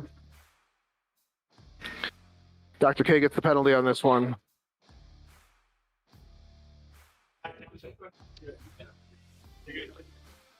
I thought Dr. K pulled the chair out from underneath Kurt, but it looks like he actually gave a little bit of a nudge in addition to that. Put Kurt into his own net a little bit. And there's now a power play for White. The penalty kill will be for Lotto and Keller for ATCQ. The power play will be John, Steve Fos, and Shane for White. Shane with the puck. Shane gets back to John. John with the slap shot, keeps the stick down, and it goes in. I need to start calling these games closer to the stat keeper because I want to see how many goals John has. I would like to remind everybody that I did say that White should stop shooting beyond half court, and again, I was wrong.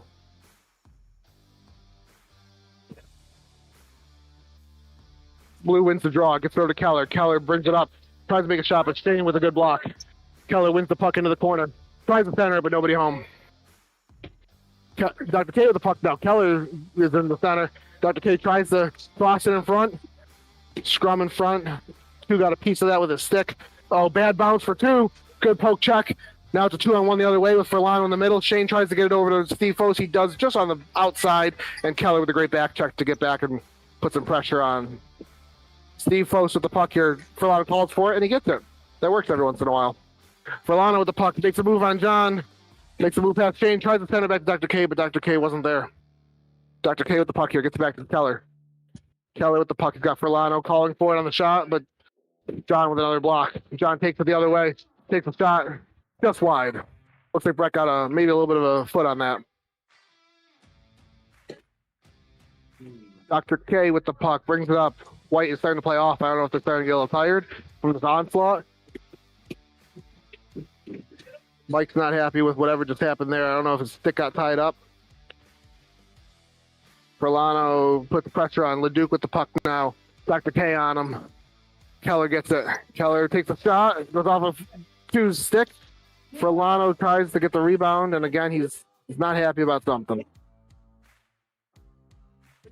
Furlano is falling back a little bit. John is cycling through. Leduc takes the shot, goes off the leg pad. Dr. K and Leduc trying to go at it. Leduc makes a move, and Brett makes the save. Quick 3-count there by the rookie.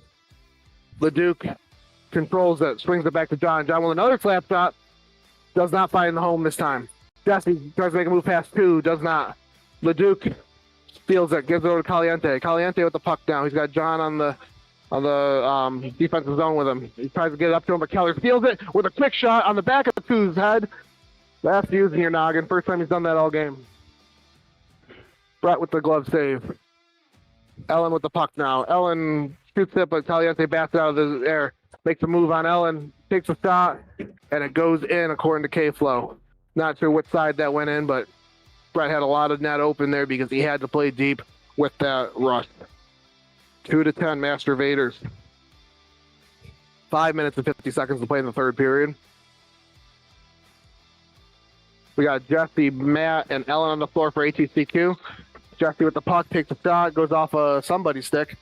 Ellen tries to center back to Jesse, just a little bit outside. Leduc with a great pass over to Caliente. Goalie gets big there, though. Kurt with his slap shot, little bit of a fluttering puck goes wide. Leduc tries to make a move past a couple, and Caliente skies it. I think it just stayed on his stick a little bit too long there. Brett with another save. Brett's in a shooting gallery. Quick shot by Matt. Kurt blocks it. Kurt's got the puck here. Got Jesse on him. Kurt decides to just throw it as high as he possibly can. Yeah, it was a pitching wedge. Blue puck. Nobody got a piece of that. Kurt just hit a pop fly. Matt dumps into the corner for Jesse. Kurt's on him. Kurt takes possession. Jesse's playing off. Kurt goes backhand, but it goes over to Matt. Matt with the shot goes just high. just a tad outside, or just a tad high on 2.0. That was a really good shot, though. Jesse tries to bat out of the air. Kurt dumps it into the corner, and Caliente gives chase. Matt's on him. Matt gets in front of Dr. K. Dr. K sees Jesse. Great pass over Jesse. Jesse with a move on Kurt. Jesse, little bit of body there by Caliente. Not quite sure what happened there. It might have been tripped. Now there's more body the other way, and K-Flow is going to call a penalty the other way. It's never the first offender. It's always the retaliation. And there's some words being had between the teams.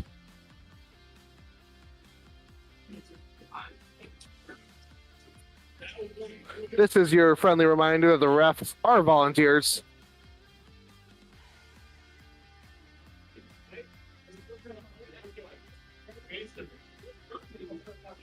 So we got another penalty here. 314. White puck here. We got the power play unit of Kurt with a slap shot. He doesn't care about the power play. Shane, Steve Fos, and Kurt on white for the power play. Penalty kill will be Keller again and Dr. K. Keller gets over to Dr. K. Dr. K tries to eat some time here. I don't know if they got to look short-handed here, though. They're down by 8. Kurt's got some time here. He's on the power play. He looks at his options. He takes the slap shot anyway. Dr. K chipped it into the corner, and Kurt with nobody on him. Dr. K's watching the wall there. Look, he's baiting him into it. Kurt takes another shot. Brett with the easy save. Keller with a long shot on 2. Dr. K tries to clean it up, but 2 was down low and ready for it. Defo drops to Kurt. Kurt takes another shot. So for that power play recap, Kurt has 4 shots and 1 goal.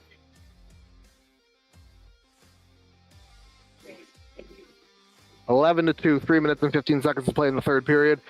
Really making it difficult for me to give 2.0 shit. Really wish a Tribe Called Quest had put a few in past him so I could make fun of him a little bit more. Dr. K with the puck in the corner. He's got Matt up front. He's got a cutting Keller. Puts it a little bit outside of Keller's reach. Keller makes a great move on Shane. Gets it past Steve. All alone in the corner right now for Matt. And he's got Steve playing off a little bit. Goes behind the net to Dr. K. Dr. K with the puck. Gets back to the point to Keller. Keller with a good shot, but it goes just a tad wide. Matt tries to get back to Keller here, but Steve Fos is still playing like they're down by 1 goal. Dr. K tries to get in front to Matt, just a little bit in front of him. Matt with the puck and Jeff with the apologies. Keller puts it wide again. John with the puck this time. 2 minutes and 25 seconds to play in the third period. Steve Fos dribbles and loses it, but Keller gives it back to him. Dr. K started to double team him. Keller keeps poking it, but Steve retains possession. Steve and Matt starting to go at it. Steve tries to make a move. Keeps his feet. Gets the puck. Dr. K chips it out, but John's waiting for it. Dr. K and John going into the wall. That was not pretty. John with the puck here. He's got Keller playing off him. He bats it off of Dr. K. Steve with the puck. 1 minute and 50 seconds to play in the third period. Dr. K gives Steve some trouble here. Looks like Berlano is doubling, and they're giving the puck to... They're calling a penalty. I don't know what the penalty call was. I think it's another... We're not sure what that penalty was.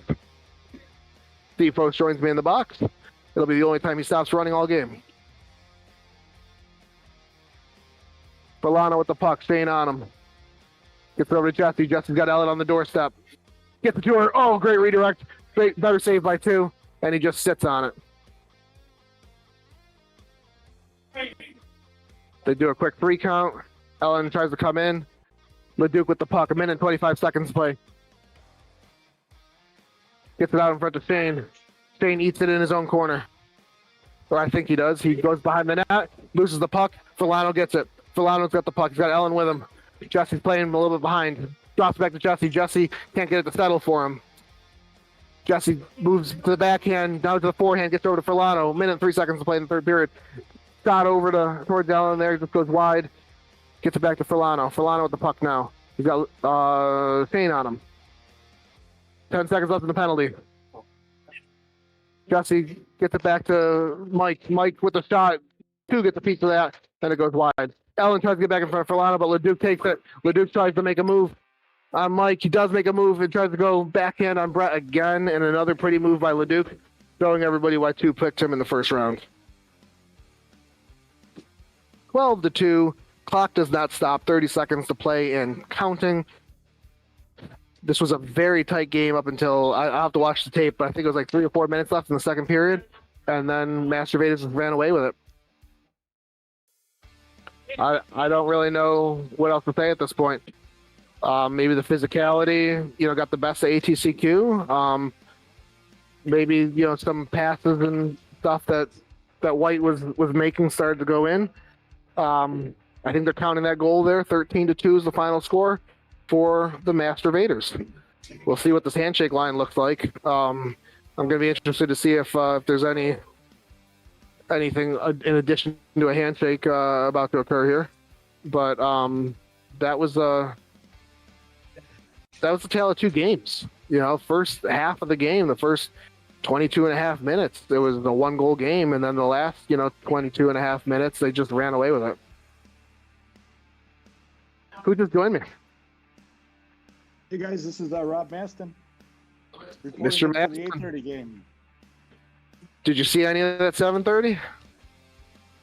No, I just came in at the tail end. It looked like we just had some garbage time goals from the White team, and didn't see too much, to be honest with you. It looks like we had a blowout, unfortunately.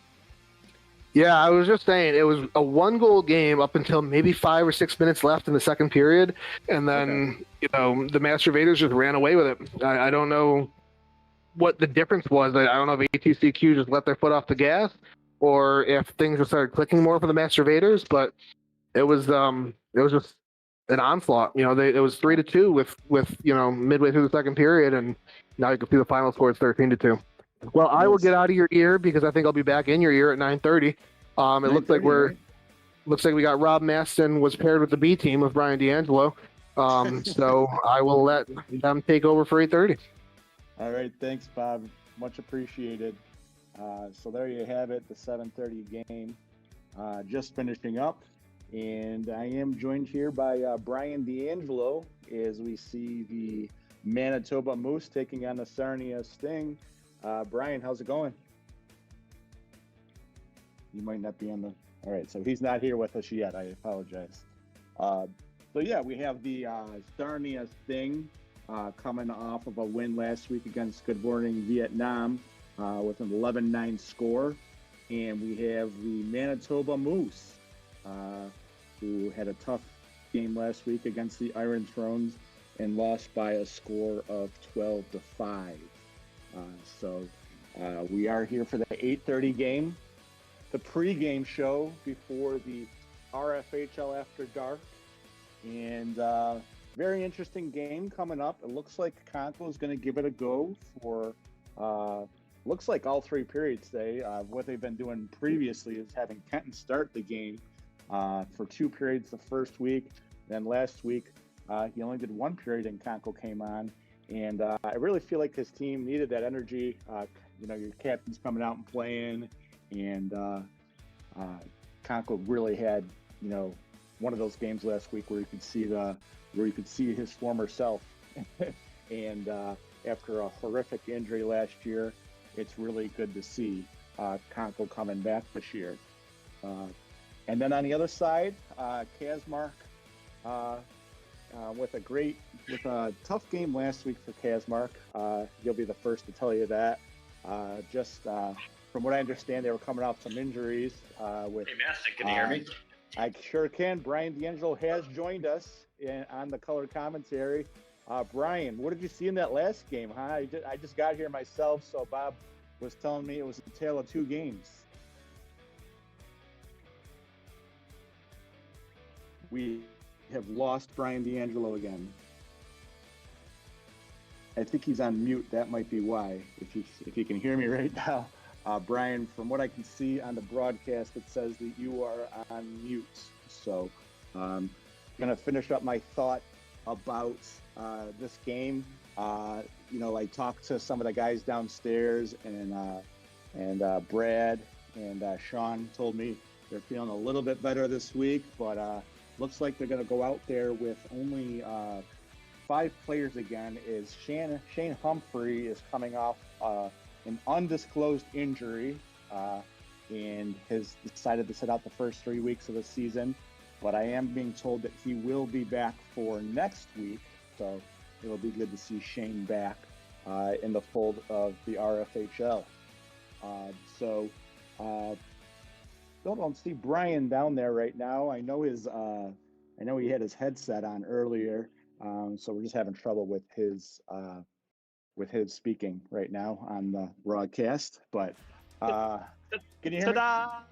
There he is. All right, he just appeared. All right. Can you hear me okay, Brian? Yeah, I can hear you fine. It was just connected to my laptop, so I didn't know if you were planning on doing a score bug or not. I have it set up here, so I can handle it if you want. Don't mind. I am the worst at scorebug. I can barely see these stats. I would like to thank Mark Zager for these are amazing stats. Helps me not have to mumble over people's names and so forth. But Brian, did you guys play already tonight? Or no, you're playing at 9:30. Yes, okay. That's right. Never mind. We got RFHL After Dark tonight, so. That's right. And this is RFHL pre-After Dark, but it's already dark. So the 8:30 game, the primetime game, as they used to call it. Brian, what are you looking forward to seeing in this game? This is going to be a good matchup from what I can see down there, from everybody out there down there right now. Yeah, it is going to be a good matchup. You know, we got the Manitoba Moose with Brad Haynes and crew. They played us week 1 and dominated us. So, and Sarnia had a great week last week. Come back and get out of the loser column, and now it's 1-1. Yeah. So, excited to see how they go in the week 2. And honestly, I think it's going to be a pretty even matchup. Though I do think we're down a few players here for Sarnia tonight. So, yeah, I was just talking about that. I talked to Shane before the game, and I talked to Conco. Conco's going to be missing one of his top scorers in Cody Elves, and John Chatterton won't be here. So his, right in the middle of the order there, right in the middle of the batting order there. And then Shane is coming off an undisclosed injury, but he's expected to be back next week for the Manitoba Moose. So, gotcha. And we haven't seen Shane yet this season so far, correct? We haven't. And I know from what I talked to Kazmark, he did injure himself in a non-hockey related activity, as if there is anything related to hockey. Injuries here in the RFHL. Most of us are old men. I know I am, so I can relate very much to what Shane's going through right now. Looks like we have a repair being done on the goal down there, Brian. What's going on? Yeah, so in game 2, just when I was coming into the gym, there was a little bit of a scuffle behind 2.0's net with Chris Caliente and Dr. K. Dr. K went into the net, went pretty much almost on top of 2.0. There was a penalty involved, and I think the lower right post got a little busted up. So they're trying to make a repair there. Oh, okay. And that's when it happened. Period 2 of last game. Gotcha. Yeah, so it doesn't look like it'll affect the goal. No, I think it's okay. It wasn't too bad for the third period. So I know the last game was a little bit chippy, a little Fukushima-esque. So I'll be curious how the refs handle this game. Yeah. So. Okay. Well, this game, I think we have some RFHL veterans. As I see Mr. Dave Fosset onto the floor. He may be the only old school RFHLer on the Manitoba Moose, from what I can see. Actually, Kazmark's pretty much up there too, I'd say. But yeah, here we go. Yeah. Ready for the start. Dave Foss in his 171st game of his RFHL career, he is not wearing Crocs, so that's a good given for the night. You want to see him wearing sneakers there. Quick shot right off the bat. It looks like Jeremy got that off, but Kazmark was right there on it. Red takes control of the puck, passes it out to Foss. Foss looking for an aisle, takes a quick shot that goes behind the net. Jeremy Bander settles it behind the net, puts it off the boards. Played along my blind spot up here in the cage of the Derek Katora press box. Quick shot by Brad, and Conco is right there, taken the other way by Paul Fridman. And we are in my blind spot. There's a little bit of a more blind spot if you've been up here in a while, Brian. They have the bottom half of the windows covered in some sort of gray material.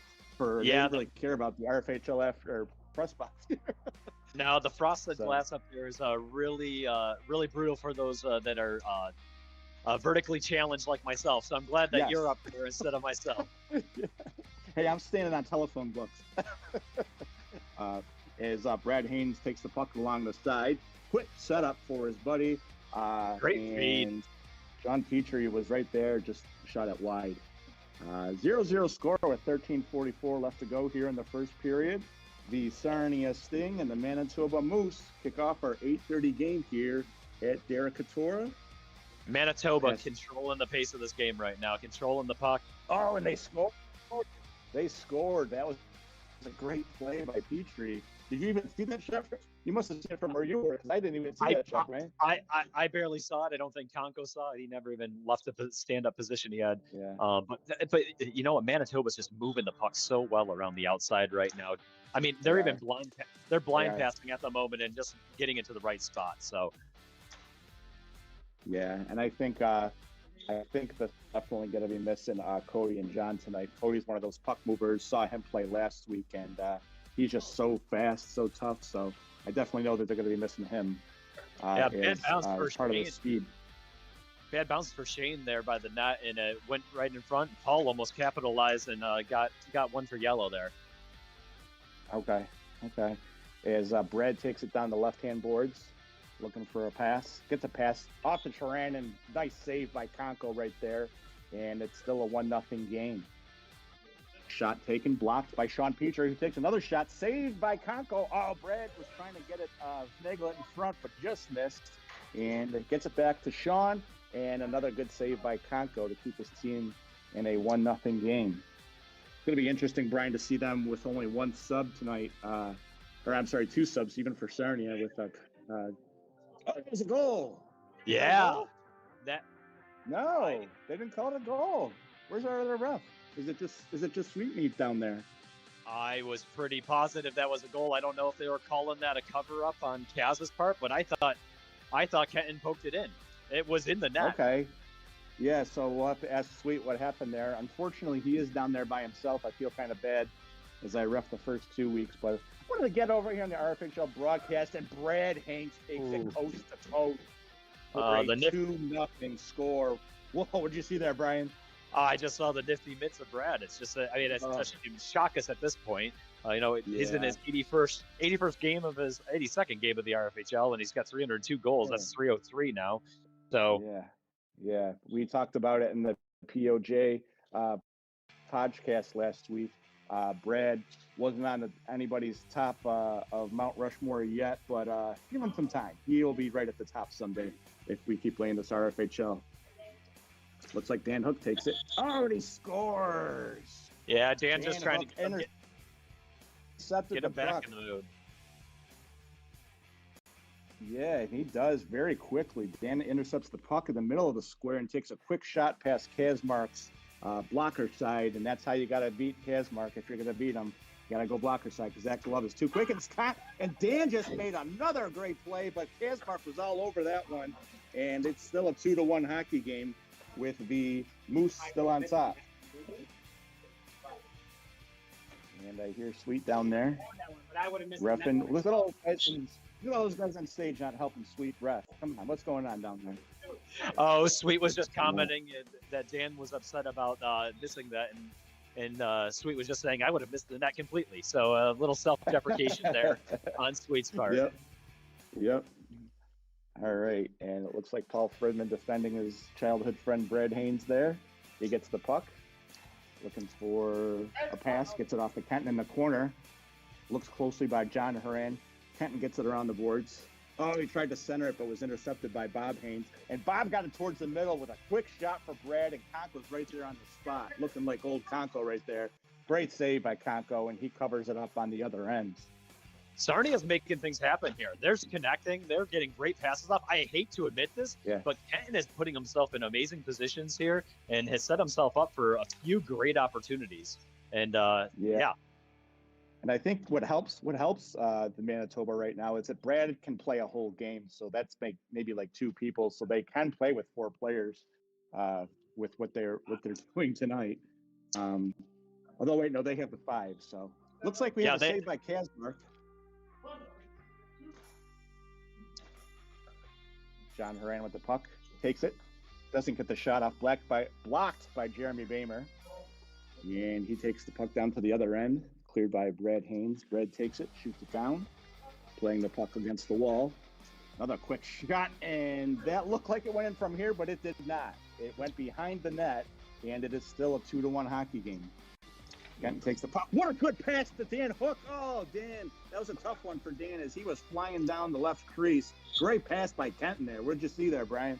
It was just a great pass. They're just making really good connections on the floor here. You know, they were getting outpaced for the first 3 or 4 minutes of the game, and they've settled in. They're finding their rhythm. Granted, they're going to get tired with the lack of the slubs, but so far so good. They're holding their own. Yep. And as Brad goes on the other side, you got Dan Hook, who's a marathon man himself, and he can definitely play those extra minutes without a sub. So that definitely helps right there. As Dan Hook puts the puck into the corner, played by Kenton. Kenton looking for a pass partner. Oh, he tried to go hard to Dan Hook in the middle, but didn't get through.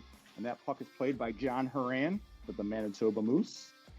Manitoba wearing the blues for today's game. And John Horan puts it out front, intercepted by the goalie Conco.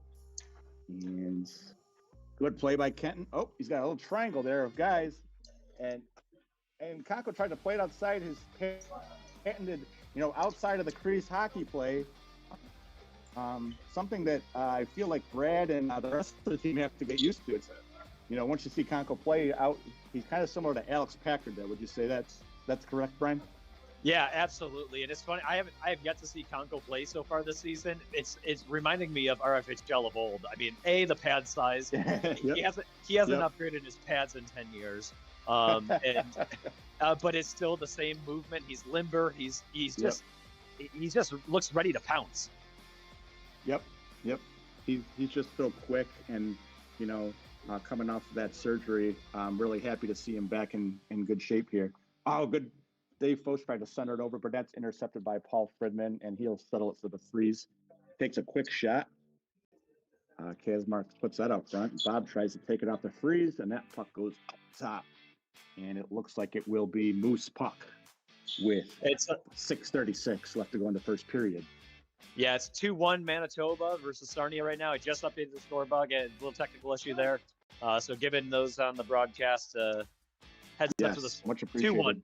Much appreciated. As I'm just Mr. Announce the score, and people watching at home are like, "Where's the actual score on the bug?" Thank you, Brian. Paul wants that one back. I'll tell you that. Paul plays the puck into Dan Hook. Backhand. Oh, just barely missed. He gets another backhand opportunity, and that went wide. And we just passed 6:10 left in the period. I think we should note that. Yes. The old 6:10. As Dave Foch takes the puck, tries to wrap it around on Conco. He's usually not one to get those. And that puck was played on the middle, and Paul Fridman took a quick shot on Kazmark. Good play there by Fridman. Hook looking. Oh, Paul, nice play. As Dan gets some space, takes a fade shot, and goes to the other side for Jeremy. Jeremy looking. Puck goes towards the middle, and Conco will freeze it for Dan on the other side. Being closely guarded by Dave Foch, one of the 3 Foches in the RFHL now. May I add the OG Foch? I don't know if they call them at family reunions, but Conco takes the puck and freezes it.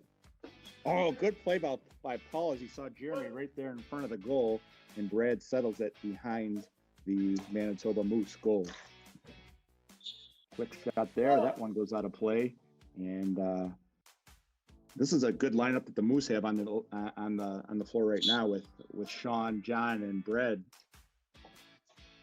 I mean, they really don't have a bad line out there tonight. I'll tell you that. They don't. We played against them last week, and I can tell they're a little bit more quicker than they were last week coming off of their injuries. Yes, Sarnia's kind of controlling the pace for the second half of this period. Yeah. I'm hoping they can sustain it for beyond this period. We'll see how it goes, but rising shot by John Horan, and Conco quick to take that away with his blocker. And that's a good thing about Conco is doesn't have a weak side. He's got a good glove and blocker. And good play by Brad right there to freeze that puck because Kazmark had a loose puck in front. And the shot goes the other way. And that one goes wide. Blue Manitoba Moose will be taking the puck. And Yeah, we reset here. Paul had a great opportunity there trying to feed to Dan. Dan just couldn't corral the puck in front of the net, and now it's back in the Manitoba's end. Yep. And John Horan with the puck in the corner. Tried to get a quick shot off for Sean Petrie, but that one is blocked and goes down to the other ends. End-to-end action here at Derek Katora on Wednesday night at 8:30. Horan takes the puck in the corner. That one goes behind the net, played by Kenton, who's looking for an open man. Goes back to Dan. Dan gets the puck. His patented speed is guarded closely by Horan, but that puck goes to the other end. And Sean takes the puck off to Brad. Brad with the puck, trying to settle it. Passes it off to Sean, who's got a wicked shot from anywhere in the gym. He plays it off the middle to Brad, who they play really well together, Brian. Oh, what a! I don't think Paul got all of that one. Kazmark. Not it. He would like to not have at that all. one back. Yeah, great steal along the boards by Dan. Feeds a wide open Paul, and Paul just can't get it to settle. Oh boy! I know you would like that one back. Wouldn't we all once or twice a week like to have a puck come back to us that we whiffed on? Mostly me, but yeah. There's usually about else. There's about 6.1 of them a game that I want back. So. Yep, I hear you. And another good save by Conco. And I think Brad and team are still getting used to Conco's style. Really blocks off those angles that other goalies might give up. And good job by Conco, the RFHL veteran, who gives it to Dan, the RFHL veteran. He comes by, takes a quick shot, and that one just went wide. And the puck is cleared to the other end with Jeremy settling the puck down. Looks to take a shot. He takes it. That one goes wide. And that is going to be on the back of the net for Brad to take for the Manitoba Moose. Sarnia is playing a pretty intense full court press on them right now, and I'm just wondering how long they're going to be able to keep that up in this game. You know, Ken was pursuing Brad all the way into the corners, and I just don't know that that's going to last. Yeah, it's definitely tough, especially from what they told me last week, coming off some injuries. Oh, what a save by Conco! Is you don't want to have Brad on the doorstep right there like he just was. Conco made it look effortless, but we know he's got to be sore right now after this first period. Giving it a go for all three periods today is Ryan Conco. And with 1:33 left in the period, he's down 2-1, but playing spectacularly in goal. Hook, blocked by Horan. That is not a recording. Horan does that quite a bit. He actually took over Paul Friedman last year for most blocks in the league. And a good play by Horan right there. He's trying to get the puck out to Horan. Oh, quick shot by Kenton. Oh, Brad's got a quick shot, and that one's going to go to all the fans on the stage. It looks like it's going to be yellow puck, I believe. We got 52 seconds left in the period. All right, looks like it's going to be Manitoba Moose with the puck. I was wrong. Brad takes a quick shot right on the button for Conco. Makes a nice save. Again, making it look, Dan Hook took a shot, and that one just went wide. And Dan gets back to play great defense and block a Brad Haynes shot. Very underrated sequence right there for Dan Hook, as he's doing a great job, the assistant captain. Oh, he's everywhere on this floor tonight. He is. He usually is. It's no matter how many guys they have. Oh, and Jeremy just tried to tuck one in off of a shot that went wide, and that's another one that goes wide. As Kazmark's able to make the save. Good play by Horan, who's got his goalie's front right there. And that was a good play as this first period comes to an end. And everything is advertised for that first period. What did you think, Brian, from what you saw down there on the floor? It was just, honestly, it was wild. I think that, the Manitoba team is just has good hockey presence, knows where they're supposed to be on the floor. I think Sarnia took the cake in that period of just setting each other up for the plays. Yep. Manitoba left a lot of guys undefended, and they got lucky there. Kaz bailed them out a few times. Yep. And you could also make the same argument for Conco on the other side, coming off of that injury from last year, and he seems to be all over the place as well. And anytime you have a 2-1 period in the RFHL, you got to chalk that up to some success for the goalie, and I think they both did a great job there. I think Tonko is deceivingly. He's just deceiving in that. You look at the net, you're like, there's over 50% of this net exposed right now. I should be able to get it in this net, and somehow he just shifts. He moves. He flails. He does the Hasek leg spins. He's just nuts. Exactly.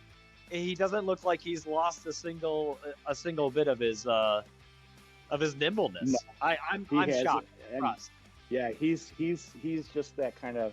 He's just got that kind of person that works his ass off to get back to where he was. And this is the second injury in as many years for Konko. So as an OG to the RFHL, I really am happy to see Konko come back and playing so well. It's good for the RFHL. It's good for Konko. And then on the other side, you got Kazmark. I mean, only one goal there. He had some tough periods last week against us, and good to see him coming back into form. Absolutely, yeah. So last season, I was announcing the game with 2.0 that Konko went down, and that was just brutal because he had already made a pretty lengthy comeback to get to where he was at, and then to have that just kind of shatter and just it was just sad. Glad to see him back as quick as he's been. And he's good for the league. Yes, he is. Just one of the league's good guys, and all the work he does outside of the RFHL for coaching hockey and so forth. Everybody's got to be happy to see this. And we're ready to start the second period here. Yeah, to your point earlier, Kaz had a great first period. He really he blocked a lot of difficult passes, a lot of low shots on Kaz last period. It was pretty much low or wide was the shots by Sarnia. So they kind of dial things in. Kaz is notorious for dropping and staying dropped. He leaves for the little he leaves exposed is the upper corner. So Sarnia's going to find a way to hit those top shelves. Yep, absolutely. And just a totally different style from Konko. It can be intimidating to see Kazmark back there behind the pipes. I'm not going to lie. He just takes up the whole goal, and that glove is as fast as possible as you could possibly see here. All right, we're here for the second period as it starts off. Foes almost had a breakaway the other way. Goes the other way. Jeremy takes a wicked shot, and Kazmark made that look effortless. Great save by Kazmark.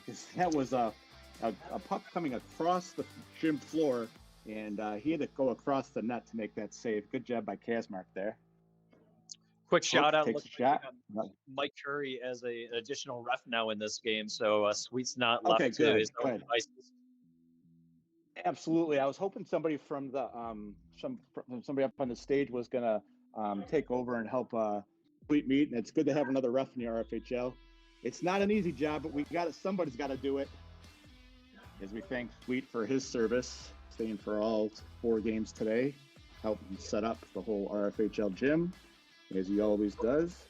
Great stick block by Dan right there on Bob Haynes. And Dan just got the puck out front there to Paul. I don't think he saw it, and Kazmark definitely didn't see it. Good clear away by the Manitoba Moose.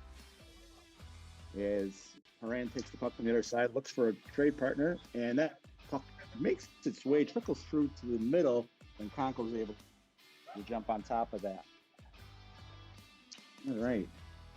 And Brian, I think we should. I still want to talk about maybe potentially that one goal that went by.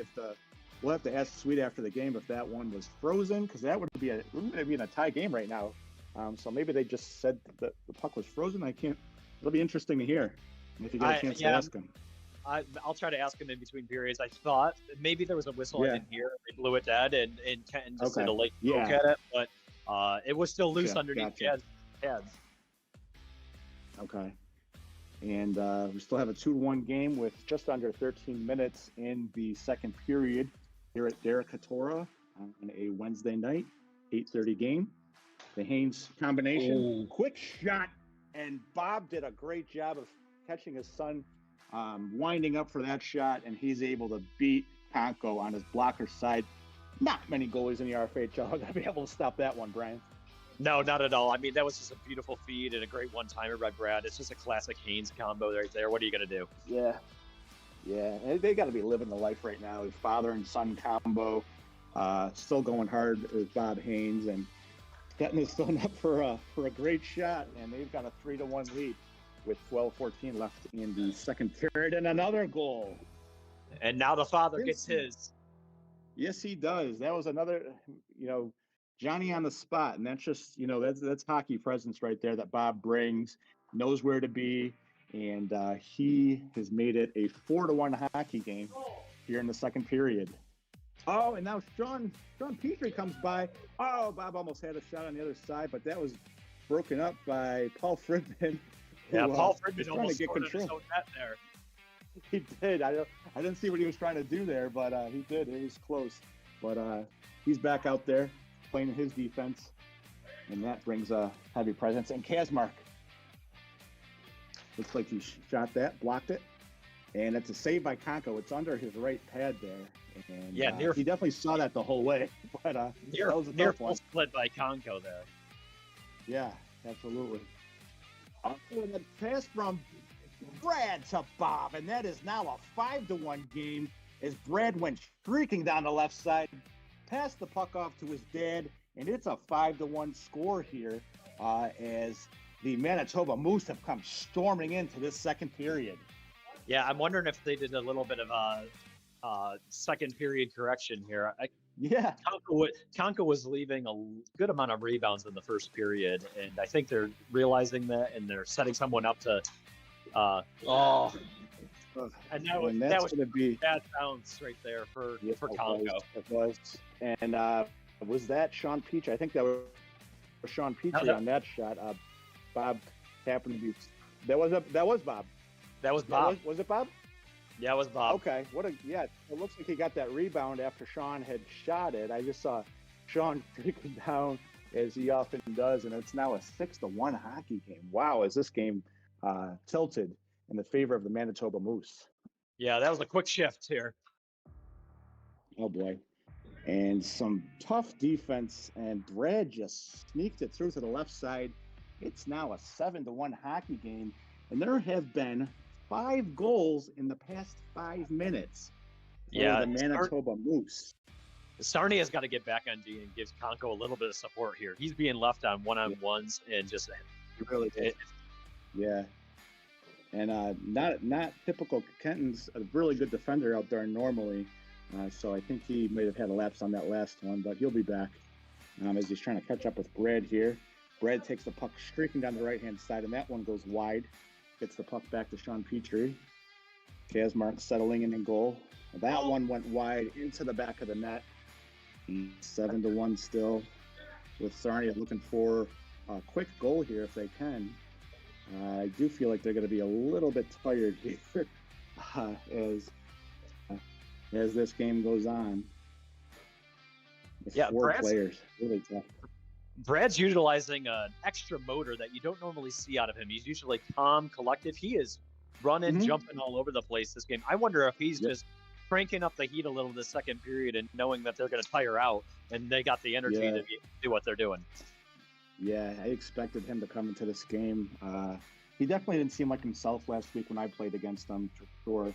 And same thing with Sean. I guess Sean had played, somebody told me he had played rugby, and I'm like, holy crow. How is he standing, let alone playing hockey?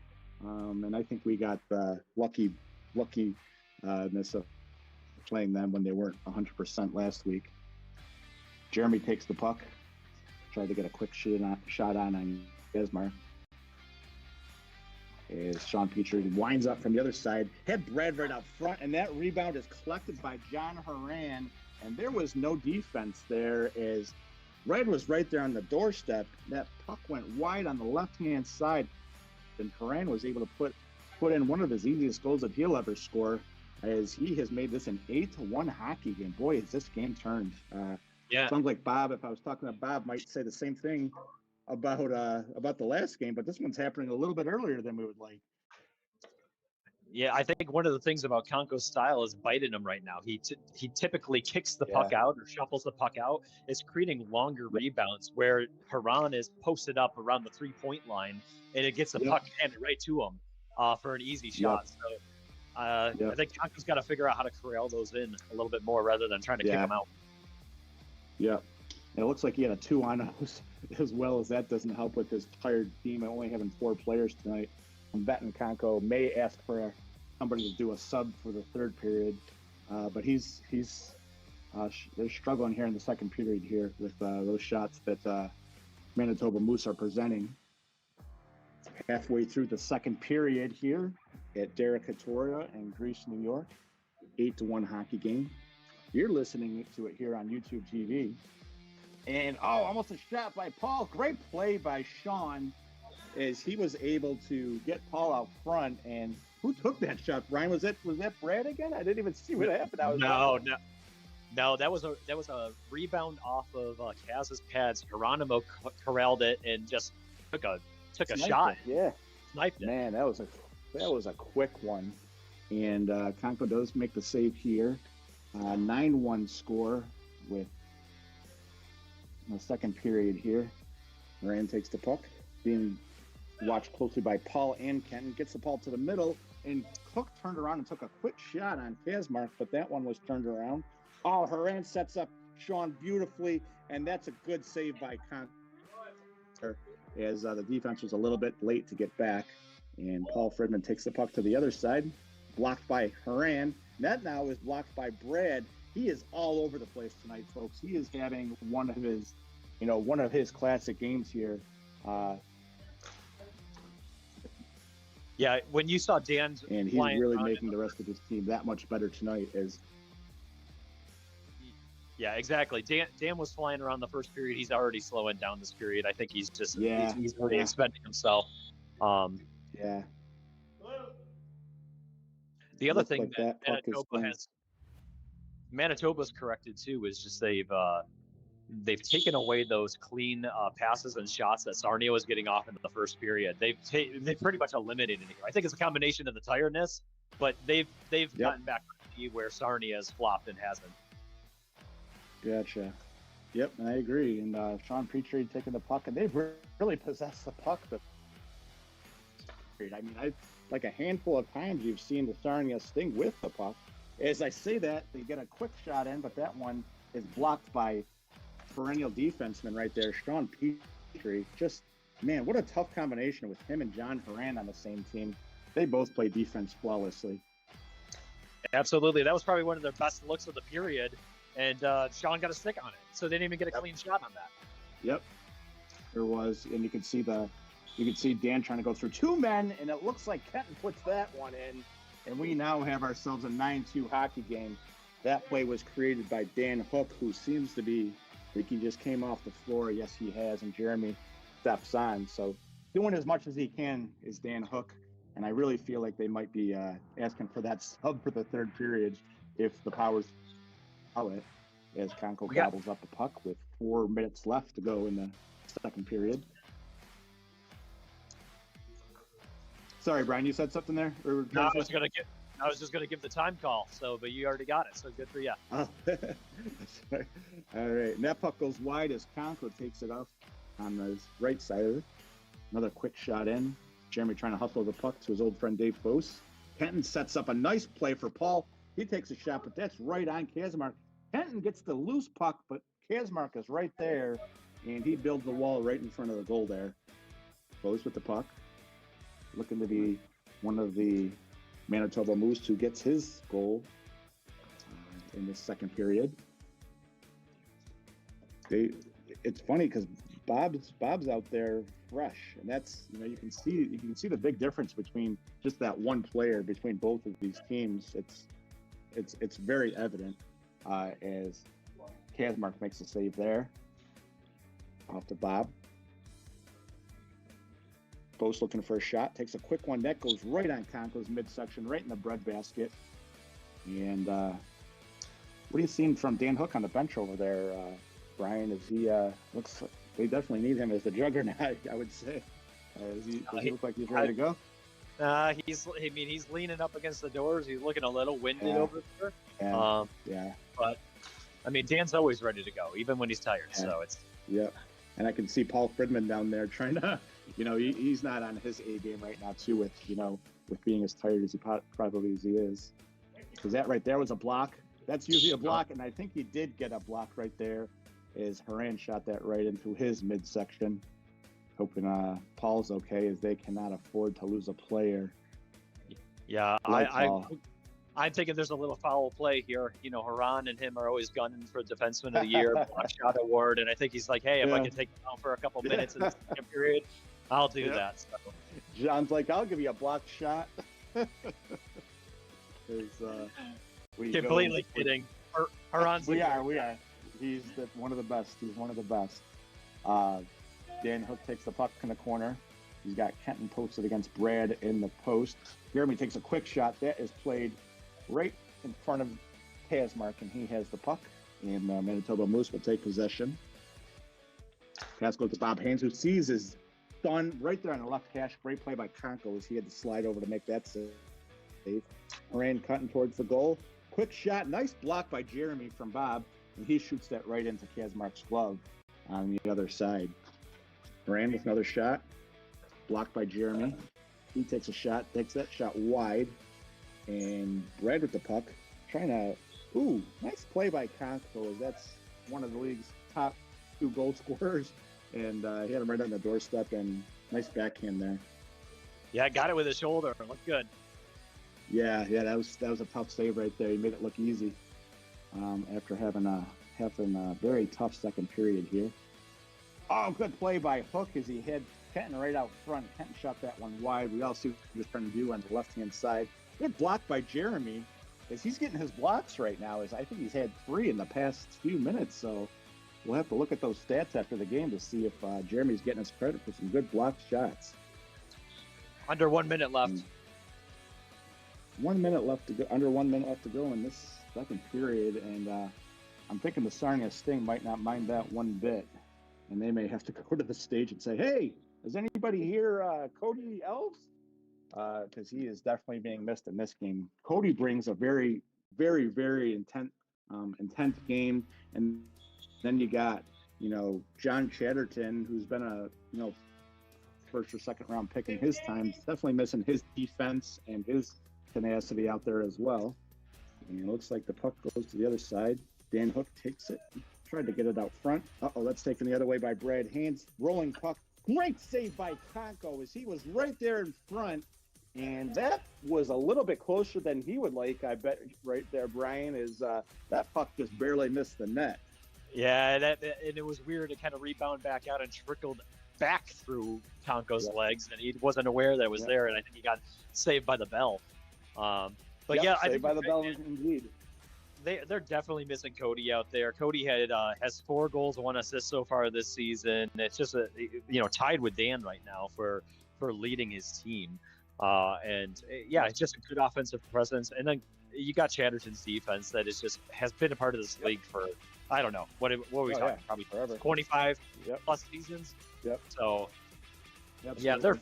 they're feeling it here. You know what? The other thing, Sarnia, I don't know how Sarnia does it, but just without having the energy anymore remaining. But right now, the passing lanes are wider than 490 for Manitoba. Absolutely. I mean, Bob is just feeding Brad the puck in the middle with there's no sticking in remotely close to him. So I don't know how they shut that down without having any of the energy. I think they just need to get out of this game unscathed and call it a night and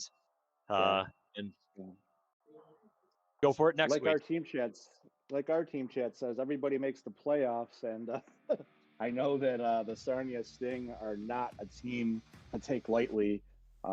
Like I said, a really great game they played last week at 9:30, as they were able to beat the Good Morning Vietnam team by a tight game, 11-9. But we definitely know that they're a very feisty team. They're just missing a couple of pieces tonight. That won't be the case throughout the whole season. So they can take this game with their heads up, from what I can tell you. Yeah, I don't put too much stock into this score right now. It's not a good, fair assessment. And the other thing is, week to week, everything changes. We've been talking about how a Tribe Called Quest looks, right up there as like probably the second best team in the league so far. And the Master Vaders made them. That was not a pretty game in the second game of the night. Well, so, Yep. I mean, it just changes. Definitely a great point. Yep. And guys have to know that if they miss a week here and there, it's definitely going to affect their team sometimes, especially the higher pieces on the board, so to say, with Cody and John. And but who knows? You got Manitoba missing one of their pieces as well. Shane Humphrey's nothing to sneeze at. He's one of the league's snipers out there, and then putting him in front of the goal. Good luck trying to get him out of there. So Manitoba missing a piece as well, but that extra guy tonight is really helping them out. Yeah, that's a good point. James, nothing to snub your nose at. He's got 258 goals in his career with the RFHL. Yeah. So that's crazy. Yep, absolutely. And definitely, I'm sure Manitoba wouldn't mind having him on tonight, and getting a little bit of breaks themselves. But it helps having Brad on the team when you're missing a guy. That's for sure. As I've been on the other side of that. And Brad puts in those good minutes. Good pass by Brad. That one was broken up very nicely by Dan Hook. And we have just started the third period here at Derek Katora. Childhood friends Brad and Paul going at it behind the net. And a wicked shot to Kazmark makes a save. That'll go on his stats like a wicked slap shot. It barely stopped before. Good shot by Sean there. Conco's all over it. Post takes the puck out. Looks to block the passing lane, gets it back to Petrie. Petrie gets it off to the other side for Brad. Looking. Doing what he can. Ooh, he almost lost the puck there. Dan almost had him on too many moves there. Good play by Brad to settle that puck and get it into the corner. Looks like it's being played by Dave Fose. Checked nicely by Kenton Swade. Fose with his back to the puck. Gets it on the wall to Brad. And Brad's going to settle it down. Looks, takes a shot, and that one went wide onto the stage and rebounded where Conco settles it, and it will be Sarnia Sting.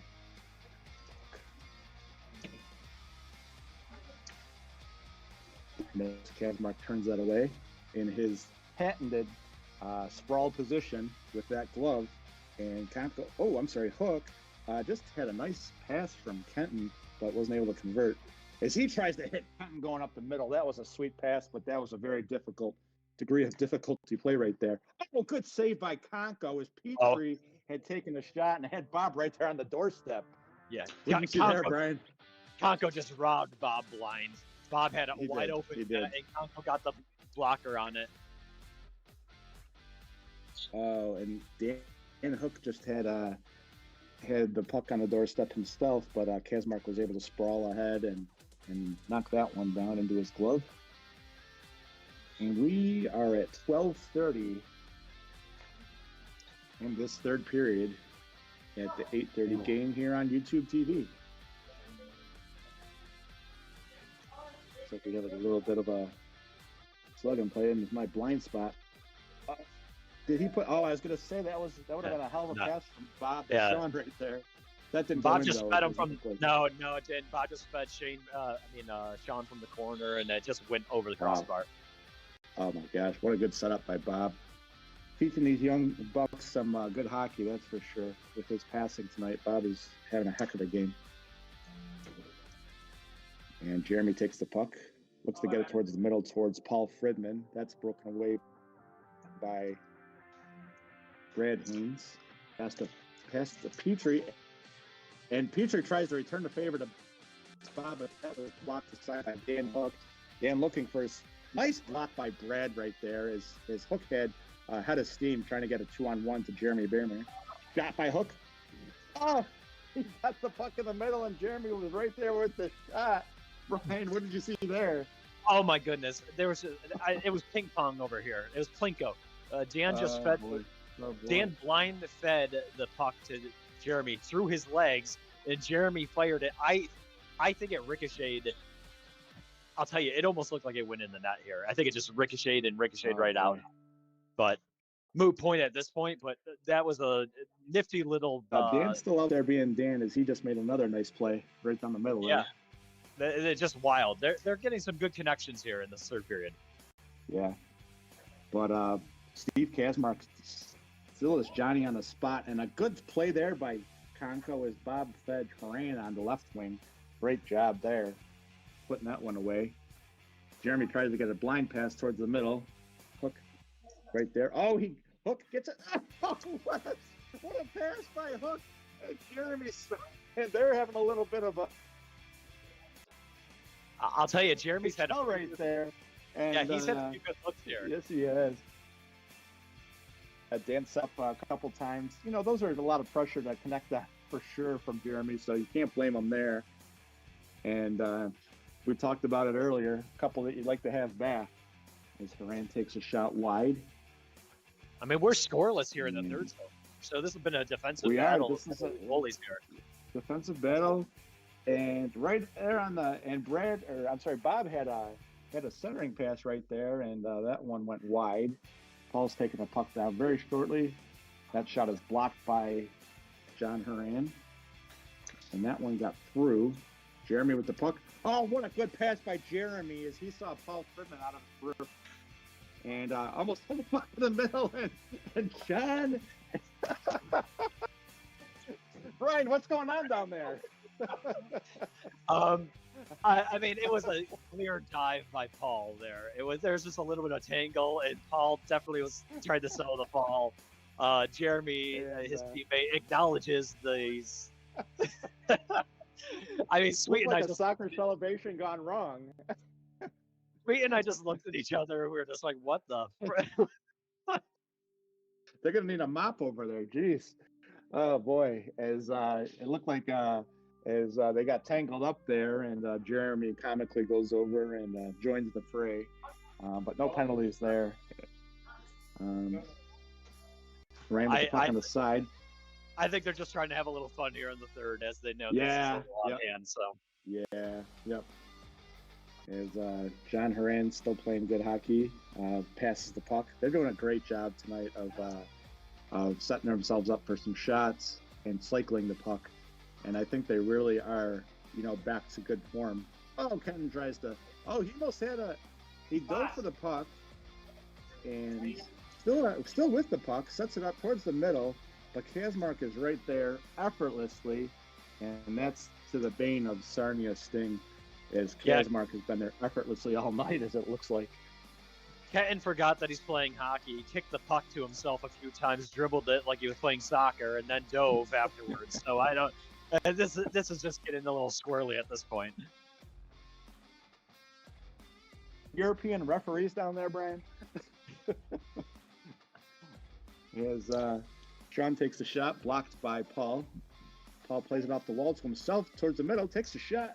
And that one did not get through as John Horan blocked that. Good save by Conco on Sean right there. And that puck is nice play as Jeremy's just calmly right there trying to block those rebound attempts by Sean Petrie, helping his goalie Conco out right there. That was 3 saves on Conco's part right there, and he was in the split the entire time. Absolutely, give him every one as he has earned them. We have a 9-2 score with 7:25 left to go in the third period, and we are foregoing that goalie timeout tonight as the weather thankfully got a little bit cooler tonight for the goalies, as this gym is not as hot as it has been in the past. Dan, I dare to say that Post is right there in goalie form right there to knock that one off. Yeah, being down here in the Rob Ray press box, it's a tidbit nipply, I'll tell you that. Yep. So that's got to be helping the goalie doors open. So definitely not as hot as it was last week when we had 70-degree temperatures at night. Jeremy Beamer, quick shot. Did that go in? No, it went wide. I don't know. I thought okay, it did go wide. We got this blinding glass up here, so maybe it's just me. Good save by Conco there. As John Horan was on the doorstep, being played by Dan Hook. Get the pass off to Jeremy. He's looking for somebody in the middle. Head Kenton, but that one went a little high as Petrie was able to help turn that one away. And settling the puck here with Dan. Conley playing the puck along the boards. Goes down to the other end. Kenton with the puck. Trying to get it towards the middle. Nobody there. All three Manitoba Moose down there to block that one up. Hook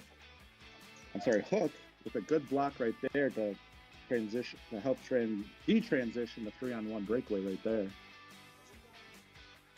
It's definitely getting a little sloppy down here. Yeah, I can tell. It's 9-2 game, and Dave Faust is on the scoreboard.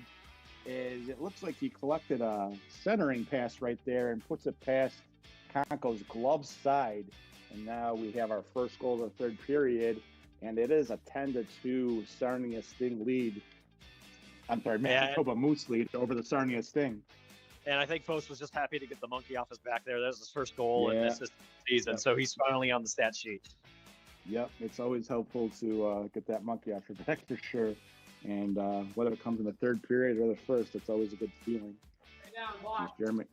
Jeremy takes the shot there, turned away calmly by Kazmark. We are about to approach the 5-minute mark in this third period. Ooh. And Paul has another shot that hits him. And I can't tell if that hit him in the shoulder or the mask, but he did go down after a shot by Brad. And make sure he's okay. Good sportsmanship here in the RFHL as always. And Paul's trying to figure it out right now. Looks like he might be coming off. Yeah, he's coming off as Kenton will go back on the floor there. Not a block he wants. I can guarantee you that. Yeah, I think he took that off the face or went up underneath the chin. It was tough to tell, but Okay. Yeah. That will stop play here with 4:57 left, and Dan Hook takes the puck away from your streaking Manitoba Moose.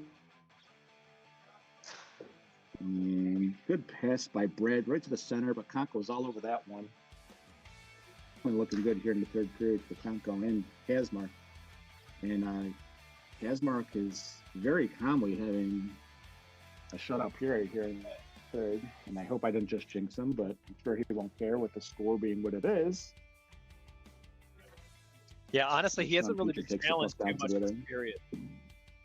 No, he's had it not as much urgency to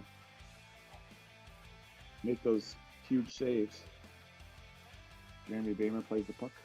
Looks like that one goes to the wall. Paul's coming back out. Pass it to Hook. Good to see Paul back.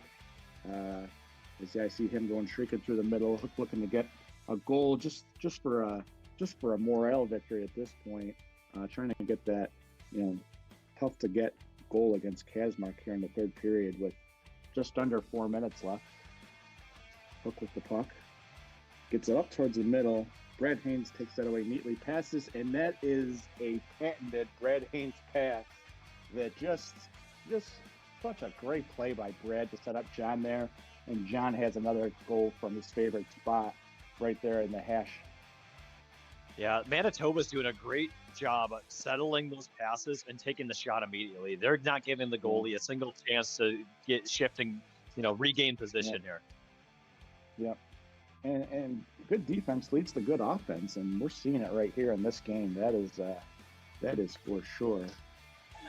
Hey, Paul Fridman. Looks like he took a rebound and put it home with a backhand.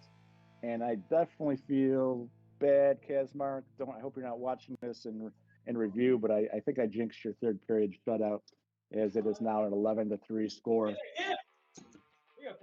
2:45 left to go here in the third period. Dan just got his shot denied. Yeah, that ringed off the post there. And poor Dan's having a tough go at it, being held in check here. It's not helping that Sweet's heckling him down here too. So. Oh boy, yeah, yep. From one commish to the next. Brad takes a shot. Oh, here comes Dan, settling the puck. Gets the puck through, or was that blocked by Haran? Blocked by Haran. Great block by Haran, as he's definitely helping out Kazmark's case tonight. 2 minutes left to go here in the third period. As Kazmark freezes that puck. And Brad Haynes will take the puck, pass it along the right to his father. The Griffies of the RFHL. Bob and Brad Haynes. And similar careers. If you take a look at the parallels, they're pretty good. As Brad has one of the deadliest shots here in the RFHL, as Ken Griffey did back in the day in Major League Baseball. Brad Haynes looks for a pass partner, gets it down to his father, covered by Kazmark, and Bob will take the puck, get it off to Brad, who passes it off to Sean Petrie and cuts towards the goal, but Conko was able to cut off that angle. Fredman. Another pass by the Haynes. A good block by Kent there. Dan takes the puck. He had Kazmark going side to side and just wasn't able to elevate that puck, Brian. Yeah, exactly. Just straight into the pads on him. That was a tough one there. Feel bad for Hook here. Trying to get... I think we had some ref interference right there. I don't know if I'm going to have to file a report right there or not to the COJ, but I think the referee... Sweet was calling for him to get a block credit in the middle of the third earlier when it went off of him. So he wanted the block credit. Of course he did. Yeah, he's not even wearing his referee jersey. I can't even believe that we let him on the floor like that. I mean, just looking really lazy with a hooded sweatshirt and covering his referee shirt. I mean, what's going on there? Yeah, good save is just a sham league we're in right here. As we kid. We know Sweet does a fantastic job here. And both put the puck and he scores. He was streaking down the middle, and he is going to get credit for his second goal of the night. Yeah. Again, you can't blame him. He's going to play every last second of that game. So good for him. Yep. 12-3 final here as the Manitoba Moose take the Sarnia Sting here at the 8:30 game. And that will bring the Manitoba Moose ahead to a 2-1 record. And the Sarnia Sting will fall to 1-2. Next week, we have the Manitoba Moose taking on Limp Biscuits. And we have the Sarnia Sting will be taking on the Iron Thrones. Brian, any final thoughts on that game before we sign off and go head-to-head here in our game? I mean, I think we said everything here. I can't chalk too much up to that game. You know, they're missing a lot of players. This is one of those ones you just shake off and you move on to the next week. That's all it is. So absolutely, I bet you Dan's telling his team that right now, and Conco, just a tough second period. That little gap in the second period, and great game by the Manitoba Moose, and. We will be signing off here for the 8:30 game, and my understanding is we will be going from Rob and Brian to Bob and Rob. Is that correct? We have Bob and Rob signing on? I don't know if Anders is hopping in on this broadcast, or are you going solo? Okay. Oh, yep. You got Bob and Rob here. So. Wow, that's a lot of Robbage. That is a lot of Robbage. So rubbage is what it is. So yeah, exactly. So all right, Brian. Well, I'll see you down on the floor, and RFHL. Enjoy the 9:30 game. We'll try and make it as entertaining as we possibly can. Sounds good. Take care, everybody. Take care.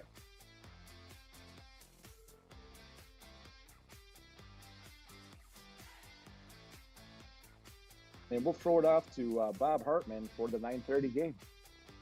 Thank you, Rob. We got a Rob to Bob handoff here. That's right. We were trying to we're trying to figure it out, the logistics. It's just a lot of Robert. I mean, what are you going to do about that? You know, none of us are Bert though. Yeah. Just all going with the first parts of our names, and I guess I'm bastardizing it the most with throwing an extra B in there for some reason. But we are getting for the 9:30. Thank you, Mr. Robert. So they're warming up for the 9:30 game. And Rob was out there taking a few shots, doing it for he's ready for his big close-up. I'm actually not in the gym at all. I'm going to my car to put my stuff away. In case you needed to know that. Had a couple of blowouts the last two games. I'm hoping for another close one. More entertaining for the fans, more entertaining for your broadcasters. The 6:30 game was a close one. The 7:30 and 8:30 games both were pretty well out of hand after the second. So we'll see what the Phoenix Coyotes can do with the Iron Throne. Alex will be missing a net for the Iron Throne tonight. And we'll see if we've got a full Coyote squad.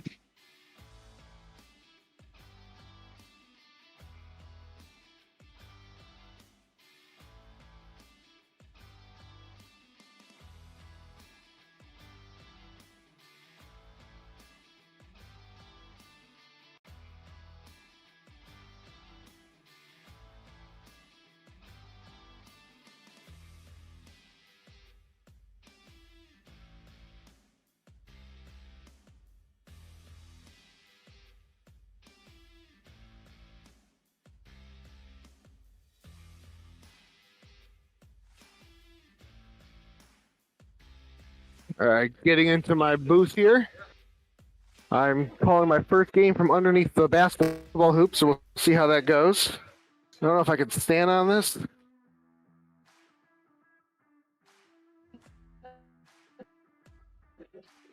Rob looks like he's logging into the broadcast from the penalty box. Talking to Mr. Dave Fose here. Got a couple of goals tonight, couple of buttes. He says he's feeling good. Looking good, feeling good. Everything's good.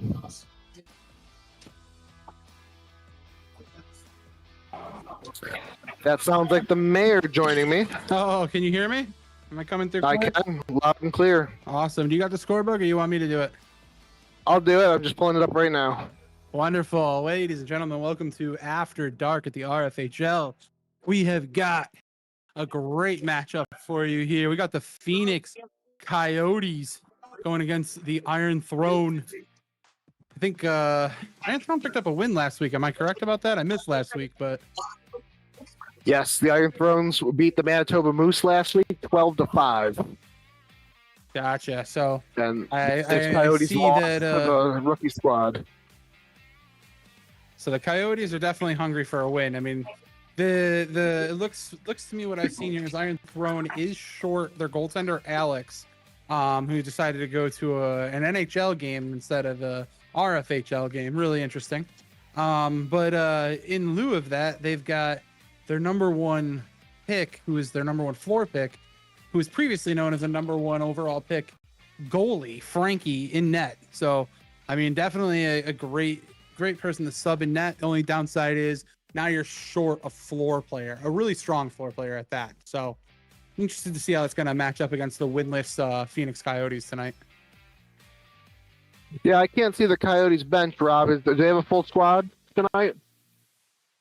It looks like they do. They've got Paul, D'Angelo, and the rookie on the bench, and then they got Curry, Antilla, and Dan on the floor right now.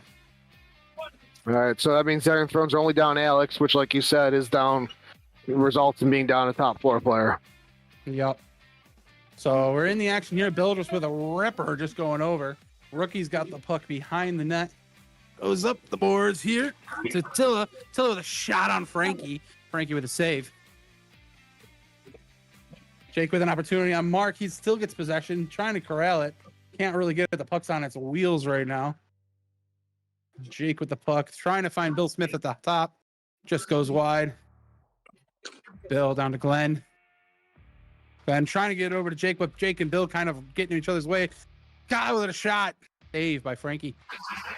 Yeah, a lot of green jerseys there. I don't love that decision to pass it into the swarm of green. Bill Smith with possession on the wall here, trying to look for an opportunity.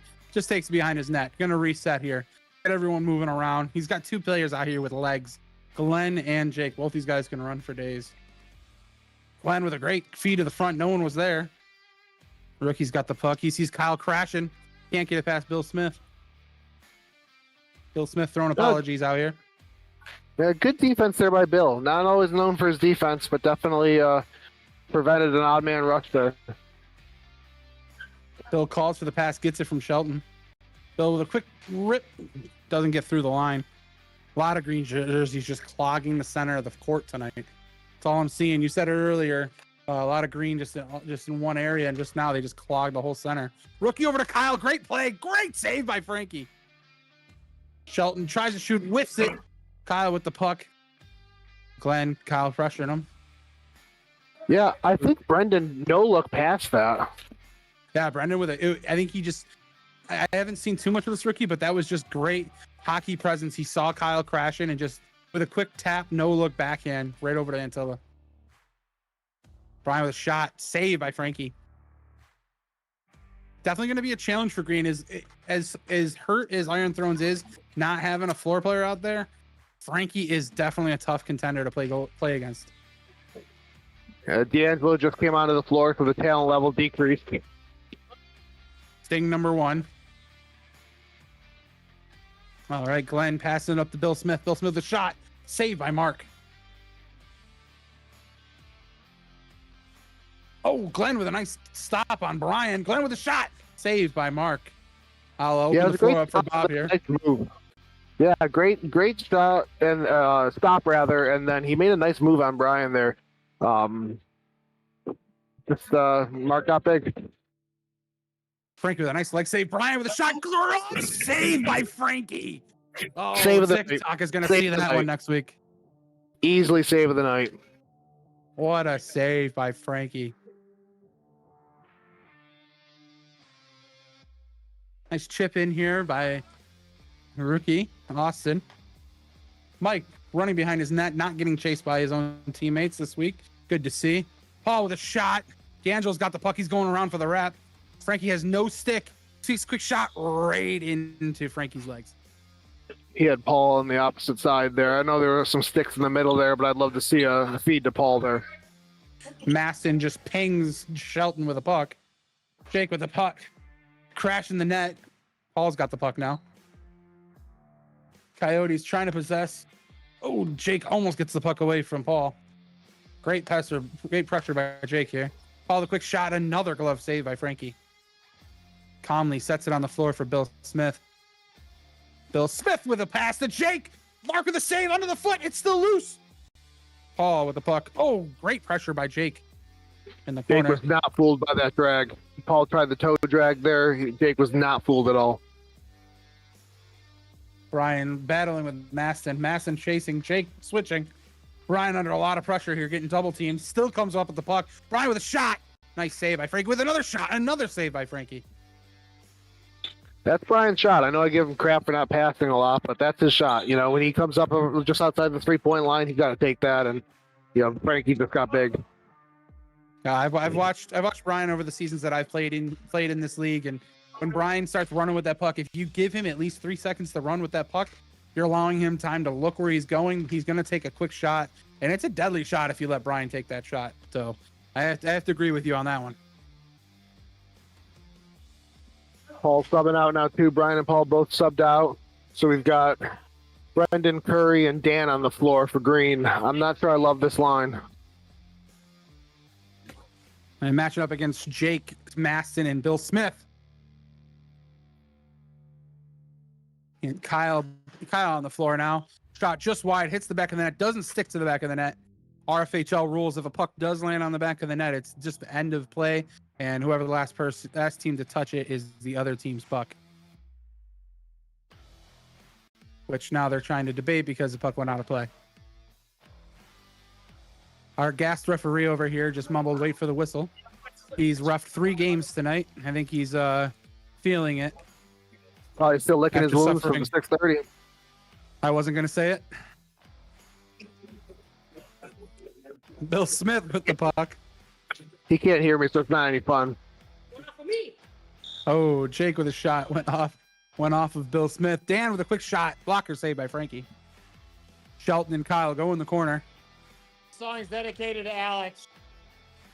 If anybody didn't hear that, referee Sweet said that this song is dedicated to Alex. We have a Blink-182 song going out, but it's more or less because it's all about the small things. Puck in the corner. Antilla coming down here, going with Jake. Antilla throws it up the wall, trying to hit Dan. Can't possess it. Bill Smith off the wall to himself. He's got Maston across. He doesn't see it. He can't get possession. Dan's got it back. Dan battling up the wall here. No, Looking I'm over not to seeing a Kyle. lot of good vision from either team so far. Not a lot of good passing. You know, we've had some open players both ways, and there's even been some double teams, and I'm not seeing the passing that I'd love to see. Blocked shot there by Shelton. I think he just took a puck off the face of him, to be honest. Glenn with a shot just off of Mark's toe. If someone on Dan the floor is with going to change possession. that, though, sorry, Rob. If someone on the floor is going to change that, though, it's going to be Jake Shelton. He's got good vision. He will see the pass. And I've always wanted to play with him because he's so frustrating to play against. And last season I got to play with him, and he just does a great job of feeding the energy on the floor, but also just having like a very almost like a Matt Stafford kind of play where he looks one way, he gets you thinking he's going that way, but he's got a completely opposite feed on the other side of the floor, and he makes great passes and just opens up the floor for other players. And honestly, too, his shot is sneaky. People just don't anticipate that. They think of him as a grinder, I think, and he's got a sneaky hard shot that's accurate. With a shot right on Mark. Antilla with the puck, looking for something, but nobody's really opening up for him here. Oh, he's got Brian. Brian with the puck, going back to Antilla. Antilla with a shot. Glove save by Frankie. D'Angelo with a turn and shoot. Frankie with a leg save. Mark with a glove save. Can't get it past Glenn. Kyle battling, got Jake on him. Back to Paul. Here comes a rip. Blocked by Glenn. Glenn is feeling that one. Paul tries to get through all three gray jerseys there. Got to see Kyle on the doorstep. Oh, good play here by the rookie. Battling against Brian and Paul. Hustling to get back. Good back check.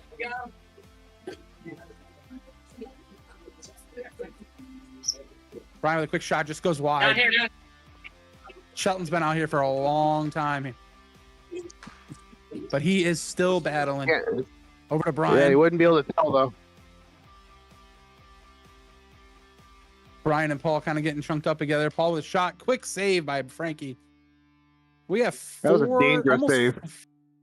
4:40 left in the first period and no goals scored yet. Two number one goalies playing against each other. We got a three-time goalie of the year player, and then another first round pick goalie. So this is a good goalie battle against two teams that are just trying to find that offensive chemistry. Oh, that puck went just wide of Frankie and then came back through the 5-hole out in front of him. Love to see a green jersey in the middle of the paint there to try to clean that up. Curry possessing the puck down low, trying to just slow it down a little bit here. Glenn and Jake have been out here for a hot minute from the looks of it here. And I mean, I think it's because their bench is a little light. I see Maston over there, and is that all they have? Is just one sub? Austin's in there too. Oh, and Austin. Okay. And a couple of short shots. There goes Shelton for a change here. Maston Like, trying like to get a redirection. I like to call them Bob Hartman shifts. Oh, up in the air. Bill's got it. Bill's going to possess it. He's got skies for it. Rob with a shot drilled into Paul. Paul with possession. Bill Smith makes a play.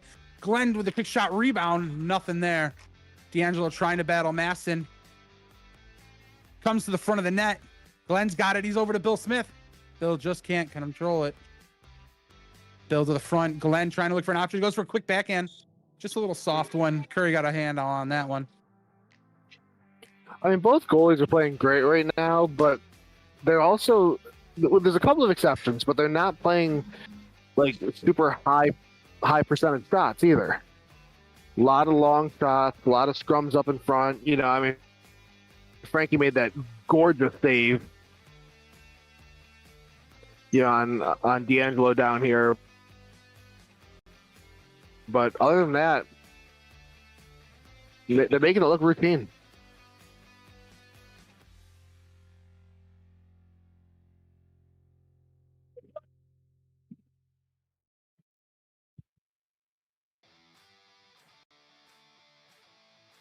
All right. Just doing a double check. Bob, can you still hear me? I can now. I couldn't a minute ago. All right.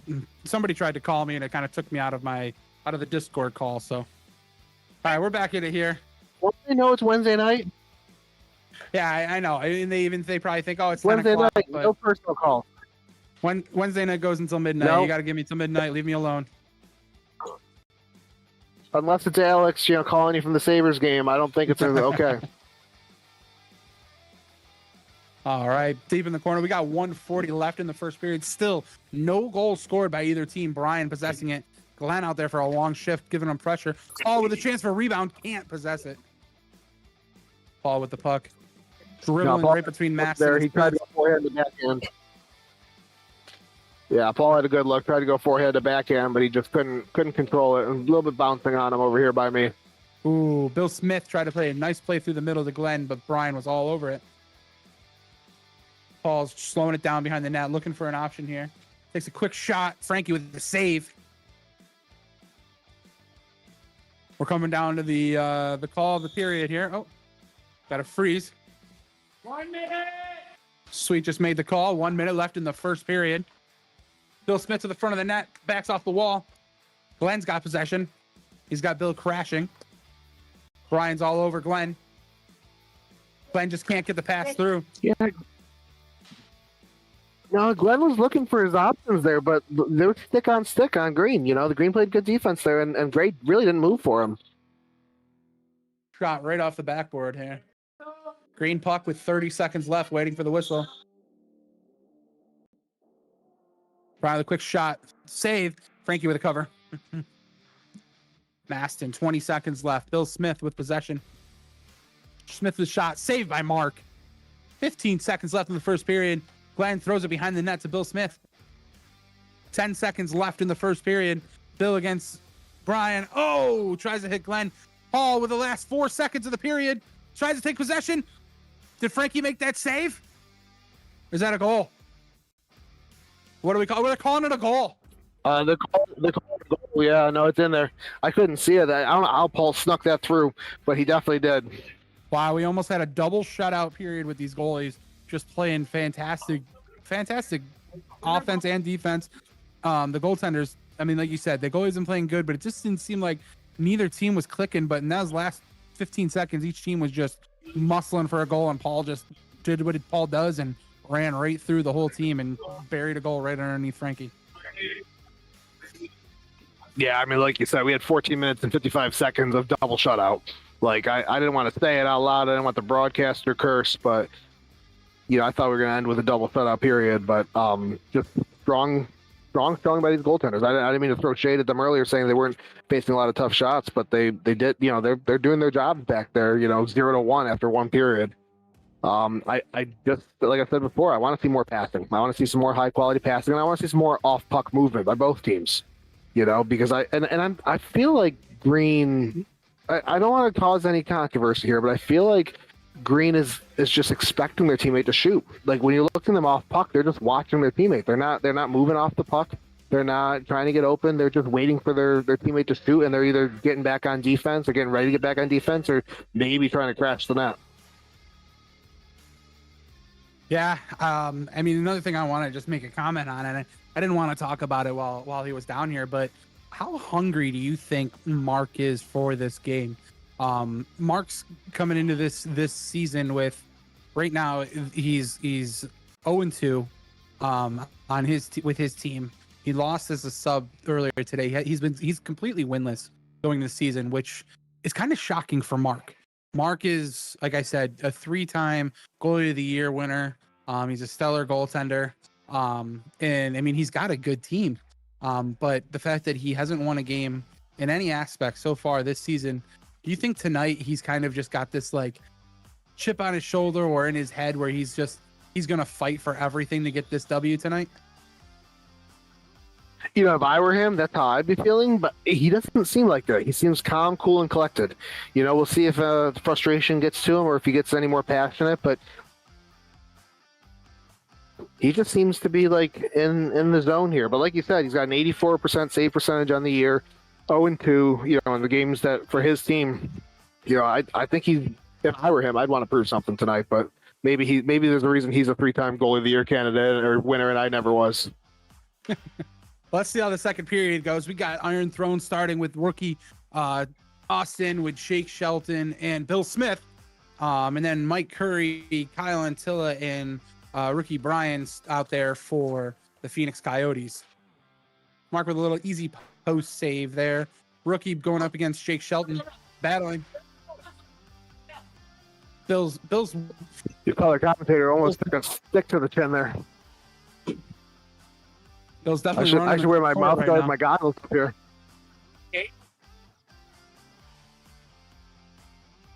Jake and the rookie again going head to head in the wall against the wall here. Jake winning that battle, but he's got Kyle doubling up on him. Oh, Curry with the interception shot just goes wide on Frankie. Frankie with the save and cover.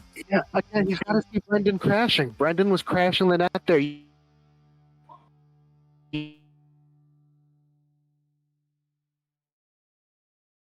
Brian with the puck.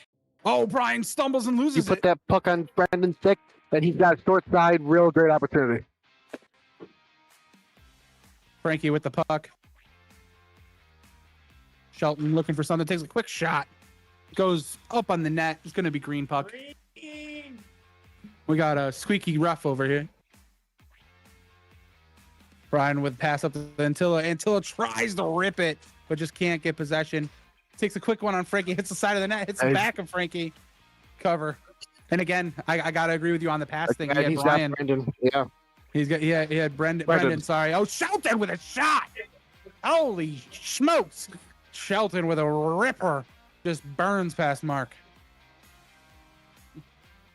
Yeah, holy smokes is right. I mean, he smoked that one. That had some flames coming out of the back of it. All right, Shelton loses face off. We got Glenn with puck, passes it down to Shelton. Shelton and Paul going head to head in the corner. Paul coming around. He runs into Bill Smith. Goes deep.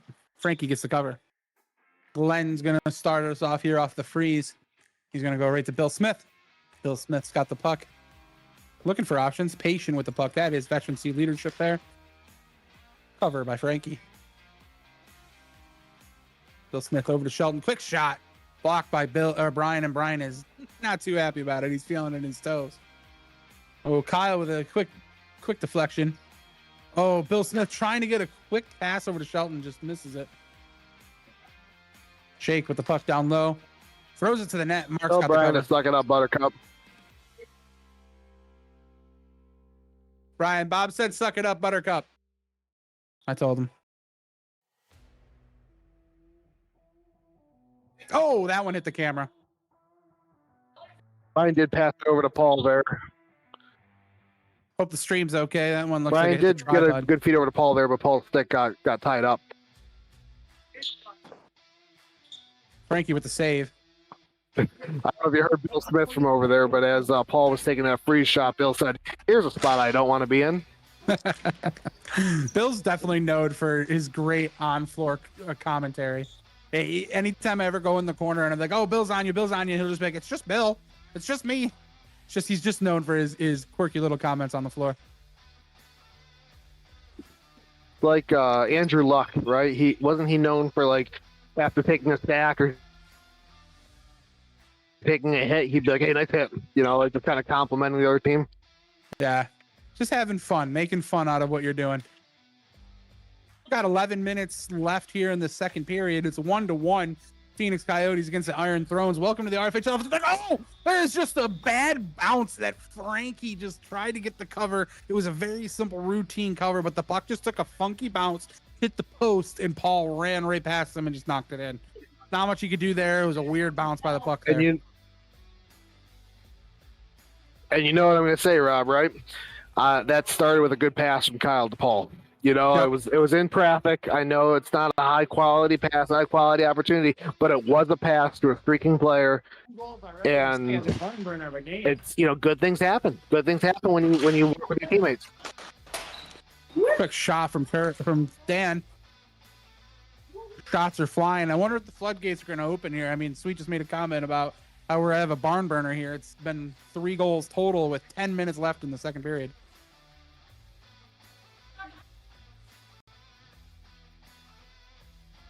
Rookie Austin looking for his opportunity.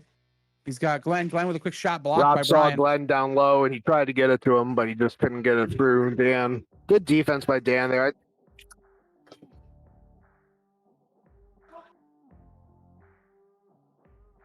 Chip up by Austin. Glenn's got the puck in the corner, getting pressured by Curry. Oh, Glenn's got Masson in front. Tries the backhand pass, doesn't work. Dan just takes a quick shot, saved by Frankie. Over to Paul, saved by Frankie. He had Paul with him. Oh, Masson with a quick shot off Mark's glove and in the net. Oh, Mark thought he had it all day. He put his glove up. He felt it hit his glove. He went to go look in his glove and saw the puck wasn't there. It was still floating in the air going into the net, and he just couldn't grab it. Yeah, that puck just was lifting on him. It just got a little higher than he expected, hit the top of the glove. Bad luck for Mark there. Good shot by Rob. Got a 2-2 game here. 9 minutes left in the second period. Curry to Paul. Paul with a quick shot. Curry still with the puck. He's looking for Paul. He knows that's a good outlet. Takes a quick shot. Saved by Frankie. Cover. No, that was really good defense by the Iron Thrones there. They weren't giving him any passing lanes. Maston controlling the puck. Holding the possession. Curry giving him a little pressure.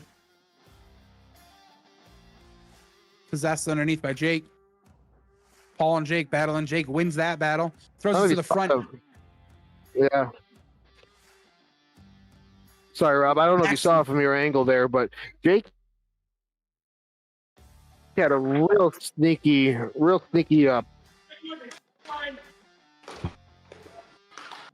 Sorry, you're cutting out a poke lot in there, there. try to get it out in front of Mark there. Really smart, high IQ play there. Nice. Didn't work for him, but I really like that decision. Bill is having a shift right now. He is just challenging everything and threading the needle. But a great pass by the rookie to Paul. Paul almost buries it with a great save by Frankie. Please don't hit me with a stick. Paul loses possession. Bill Smith blocked by Kyle Itella. Paul with the puck. Paul, quick shot. Saved by Frankie. Jake with the puck down low. Takes a shot. Just dumps it. Waiting for Bill to get it. Got almost 7 minutes left in the second period. Rookie takes a shot. Doesn't make it to the net. Ricky Brendan's got the puck. Just kind of does a quick dump. He sees Paul in the corner. Paul sees the rookie crashing. But now he's getting double teamed. He's possessing. With a third, all over him. Coming over him. Yeah. Austin just giving him no space. Over to Kyle. Kyle can't get control of it the second time. Kyle's got an awesome opportunity to shoot, and he just can't possess it. Shelton's got the puck. Bill crashing the net. Yeah, it was a good pass by Paul there. He's getting double teamed with a third guy helping.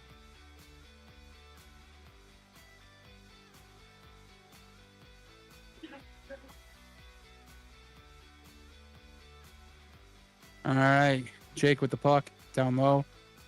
Over to wide open Glenn. Shot right off Mark's helmet. Great feed by Jake there. Glenn's got to shoot that a little bit faster. He let Mark recover and get in position.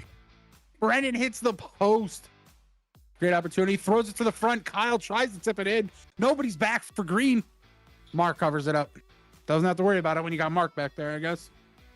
Brendan over to Paul in the corner. 6 minutes left in the second period. Paul with a shot and burns Frankie. Yeah, I like that decision by Brendan there to put it into the corner with Paul. I know, being in the corner isn't always the high percentage option there, but Paul brings it out, gets in the right position, puts it past Frankie, and, Frankie, I'm sure, was watching Kyle on his doorstep, too. Kyle with possession, throws it to the front of the net. Shelton got the puck. Blocked by D'Angelo. Flying all over Shelton right now.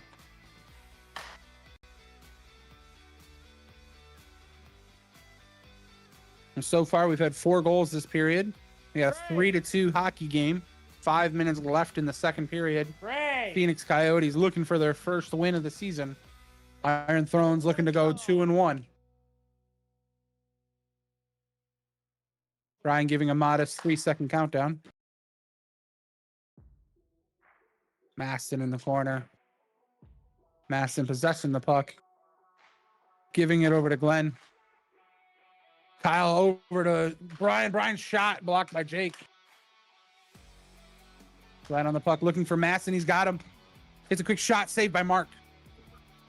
Curry's got the puck. Throws it down. Kyle just can't grab it. Glenn and Kyle go in the corner over to Shelton. Brian's all over Jake again. Not giving him any good space. Nothing's coming easy right now. Good shot by Maston, saved by Mark. Kyle tries to take a shot, hits the crossbar. Glenn finishes it up and burns Mark. We've got a 3-3 hockey game, ladies and gentlemen. Yeah, that was that took a while to go in. The first shot, it went off the post, didn't quite go in, started bounced along the goal line, and then decided to take a detour into the net. Oh, Sweet taking a shot by D'Angelo. Sweet's going down. Oh, sticks are flying. Sweet's trying to recover. We got a battle here in the corner. Glenn and Brian looking up the wall here for Shelton. If there was ever a time to make a penalty, now is the time to. It's underneath Mark. It's loose. Yeah, Brian gets the puck. Mark had it underneath his rump, but he rolled over and loosened it up. Bill found the puck and put it in the back of the net.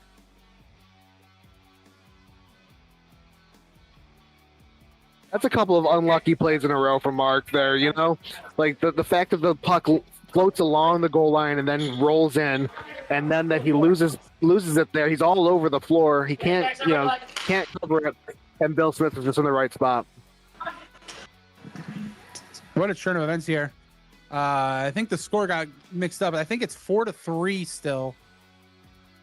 Yeah, it's 4-3 Iron Thrones right now. Iron Thrones finally gets their first lead of the game here.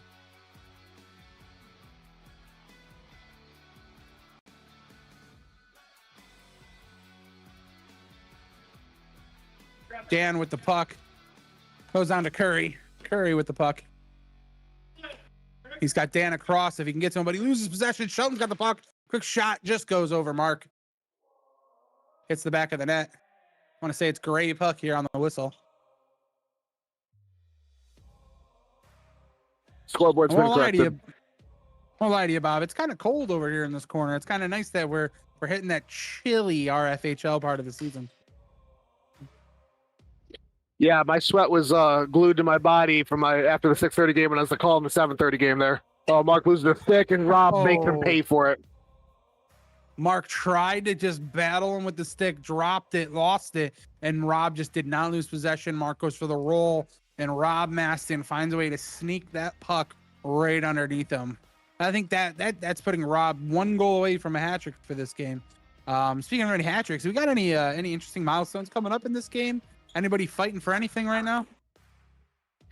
You know, if I was a good broadcaster, I would have looked at that ahead of time. I don't save see by anything Frankie. Another save by Frankie. Vacuums it right up. Bill Smith over to Glenn. Glenn with possession.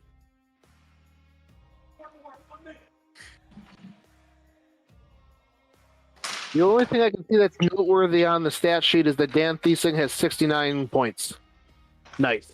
All right, nice. Paul with a shot saved by Frankie. Paul's going to rip another one here.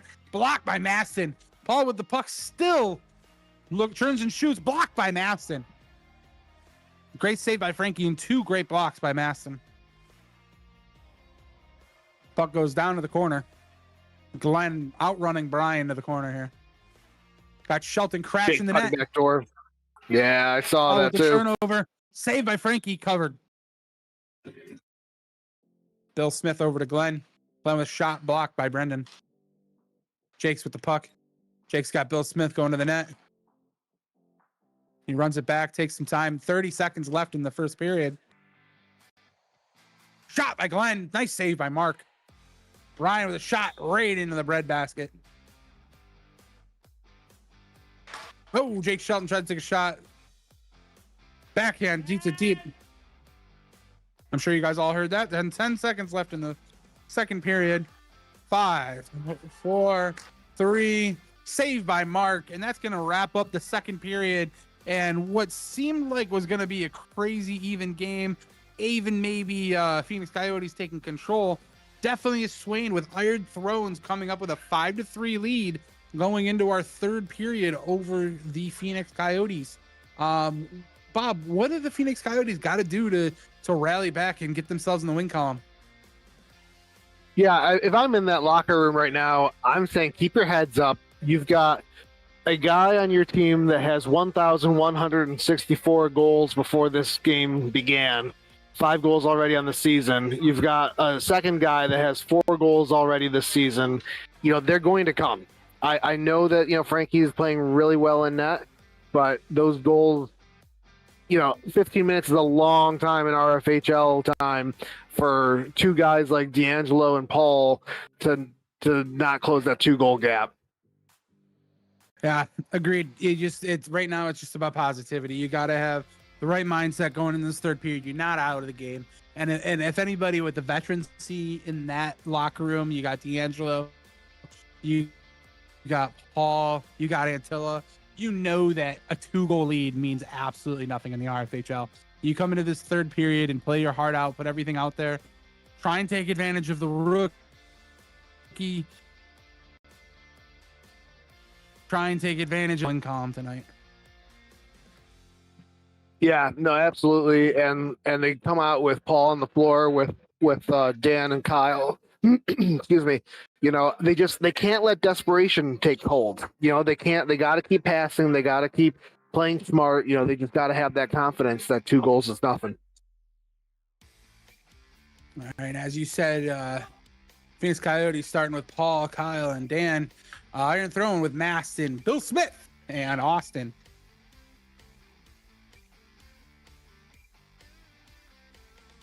All right. Maston with the puck down low.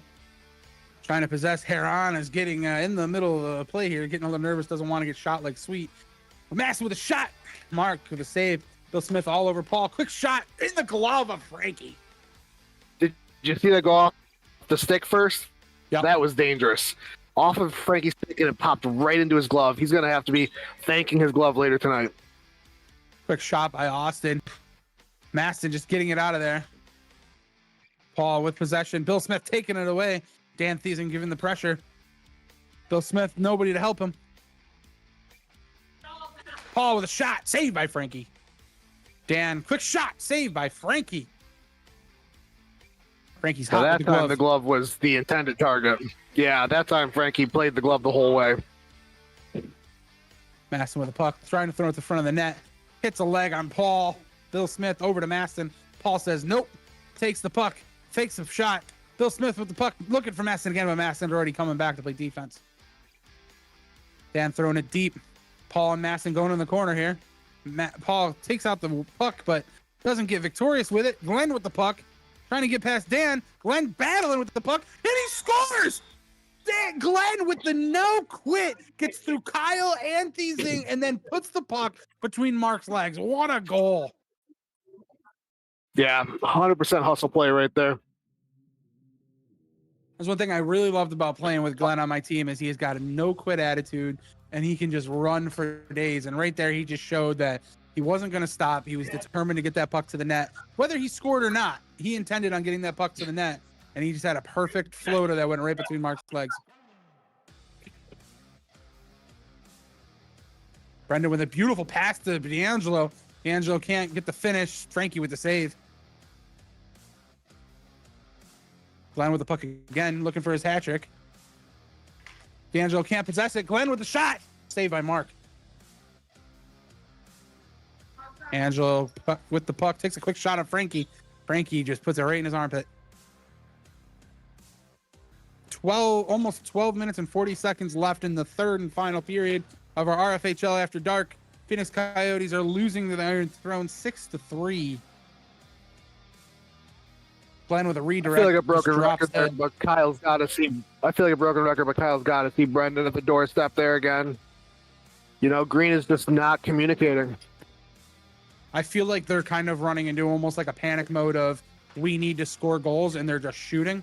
And I know it's been Oh, Bill Smith just snipes a corner on Mark. And this team is just, the Iron Throne is just steaming hot right now. They are running with momentum and they just can't be stopped. But to go back to what we were saying there, I feel like Green is just starting to kind of almost run into that panic. We need to score goals. We need to score goals. And I know it's been an issue all night of not seeing that open man and just taking shots, but now they're kind of feeding it because they think they need to score and they got to be that guy to score. And they're just, you got to remember there's 12 minutes left, 11 and a half minutes. Sorry.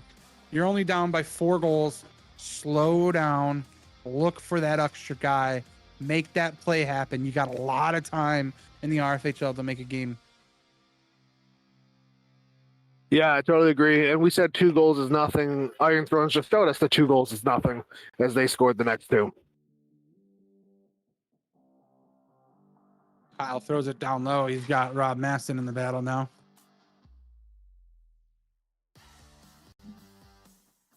Shelton with the puck behind the net. Throws it up. Mike Curry with interception. Bill Smith's all over him. Mike Curry aware of it. Takes just quick shot. Frankie with a save. Brendan with a shot. Goes wide of Frankie. Maston just slowing it down behind the net. Off the back wall. Mark's just going to cover it up here. Slow it down. Brian rips it at Frankie. Frankie's just going to cover it up. Maston with a puck. Shot! Maston's hungry for the hat trick. Shelton over to Bill Smith. Bill Smith back to Maston. Maston just puts it down low. Bill Smith winning that puck battle. Oh, stepping on the rookie's stick here. Face off.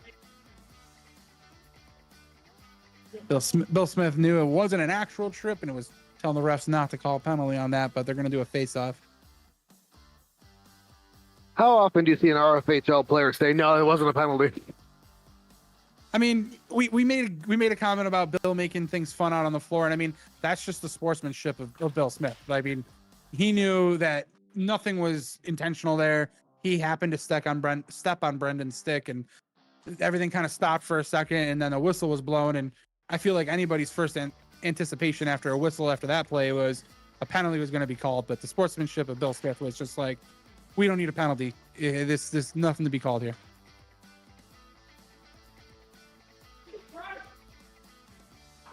What about him?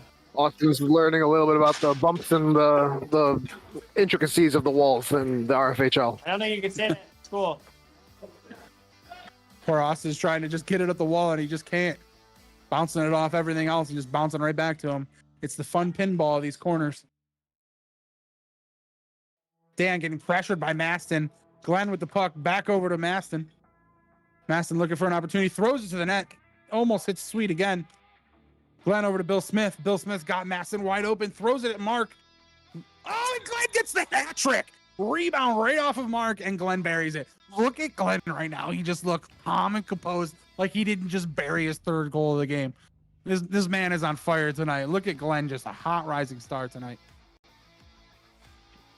Yeah, no, absolutely. You know, you said it at the beginning of the broadcast that they're missing their number 1 player, and you know, everyone else on the team is stepping up. You got to have Rob step up. You got to have Glenn step up. You got to have Jake step up, and they are.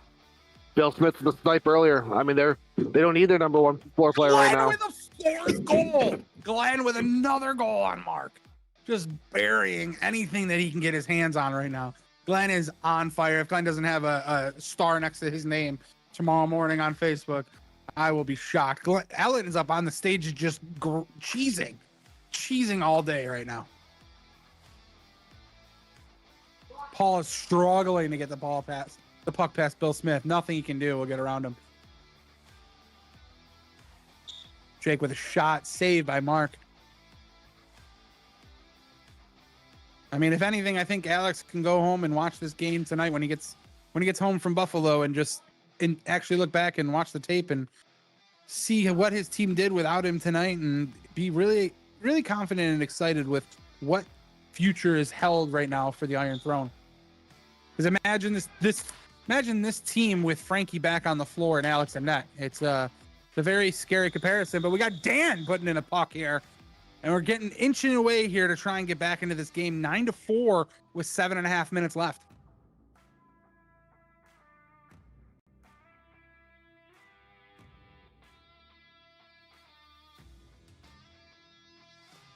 Jake's got the puck here. Mark's going to go for the cover here.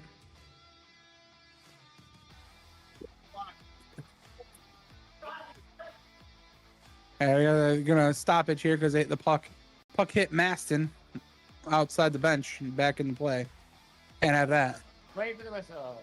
Rob's still making blocks. Quick shot by Paul. Zips past everybody. Got a little skillet playing right now, and I think if anything, this is going to get Kyle ramped up. So if you see Antilla get a goal or two here, it's because skillet just came on the playlist. Maybe that was the problem. There's a lot of Limp Bizkit earlier, and I think Green wasn't feeling it. Dan with a quick shot. Kyle all alone down low. Bill on top of him. Dan with another shot. Paul with a shot. None of these pucks are getting to the net. Ladies and gentlemen, it is 9-4. Iron Throne is winning with 6:10 left in the third period. Paul, a quick shot saved by Frankie. Maston also looking for his hat trick tonight. Maston all over Paul, but Paul gets it, squeezes it. Kyle, quick pass over to Dan.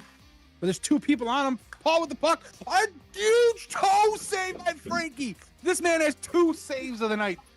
2 of them. That one just hit the post. That was so unlucky on Paul. Paul had him beat. He played it perfectly, and he just hit the post. Glenn throwing a backhand at the net. Mark with a nice save. Paul getting past Maston.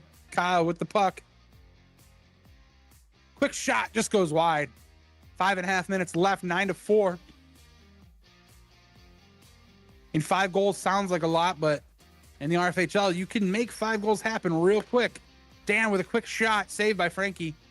Oh, Kyle's taking a change, even though he must know the skillet song's ending soon. Brendan coming through with a nice interception. Dan with the puck. Got a whistle. What was the whistle for? It got caught under a pad. Got caught under the pads on the far wall. Gotcha.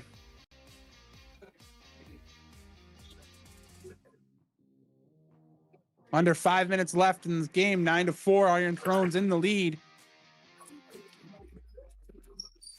Correct me if I'm wrong, but is D'Angelo scoreless tonight? Has he gotten a goal? I think he is.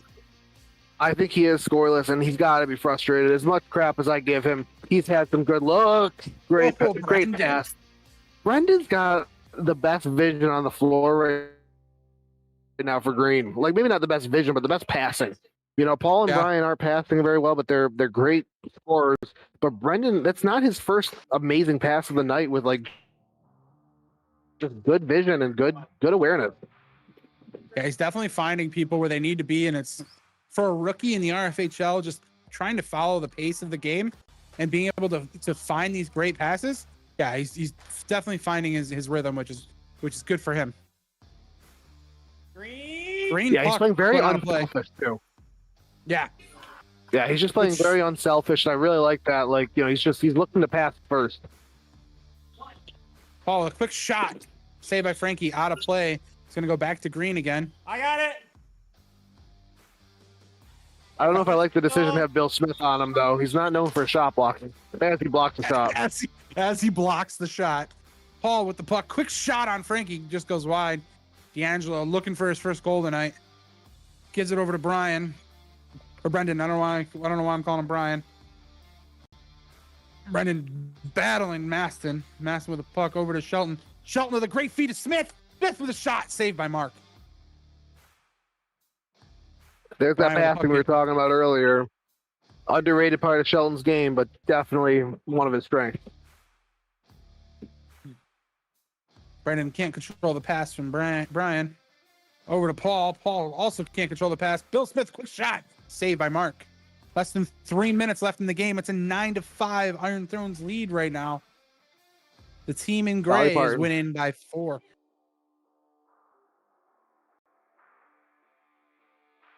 Paul with the puck. Shot just goes through Maston's legs. Doesn't make it to the net.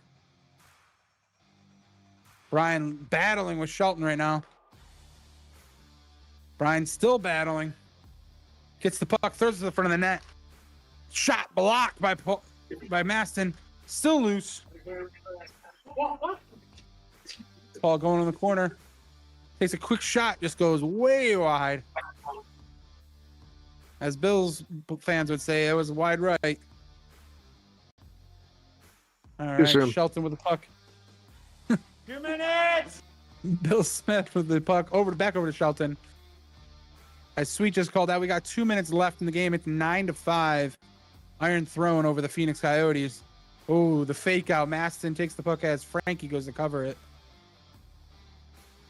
I just don't have that goalie player chemistry yet because it's their first week playing together. Maston just lobs it in the corner. Bill Smith battling with Paul. Paul gets it, but Shelton's there to take it away.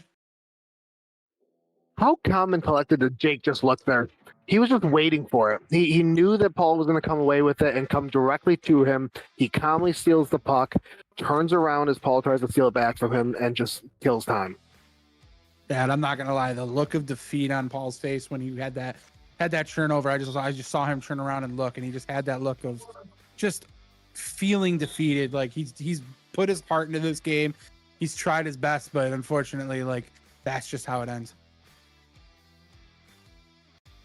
1 minute left in the third and final period of our RFHL After Dark. Again, Iron Thrones just took them about a period and a half to get the lead, and after they got the lead, they took off running, and now it's 9-5.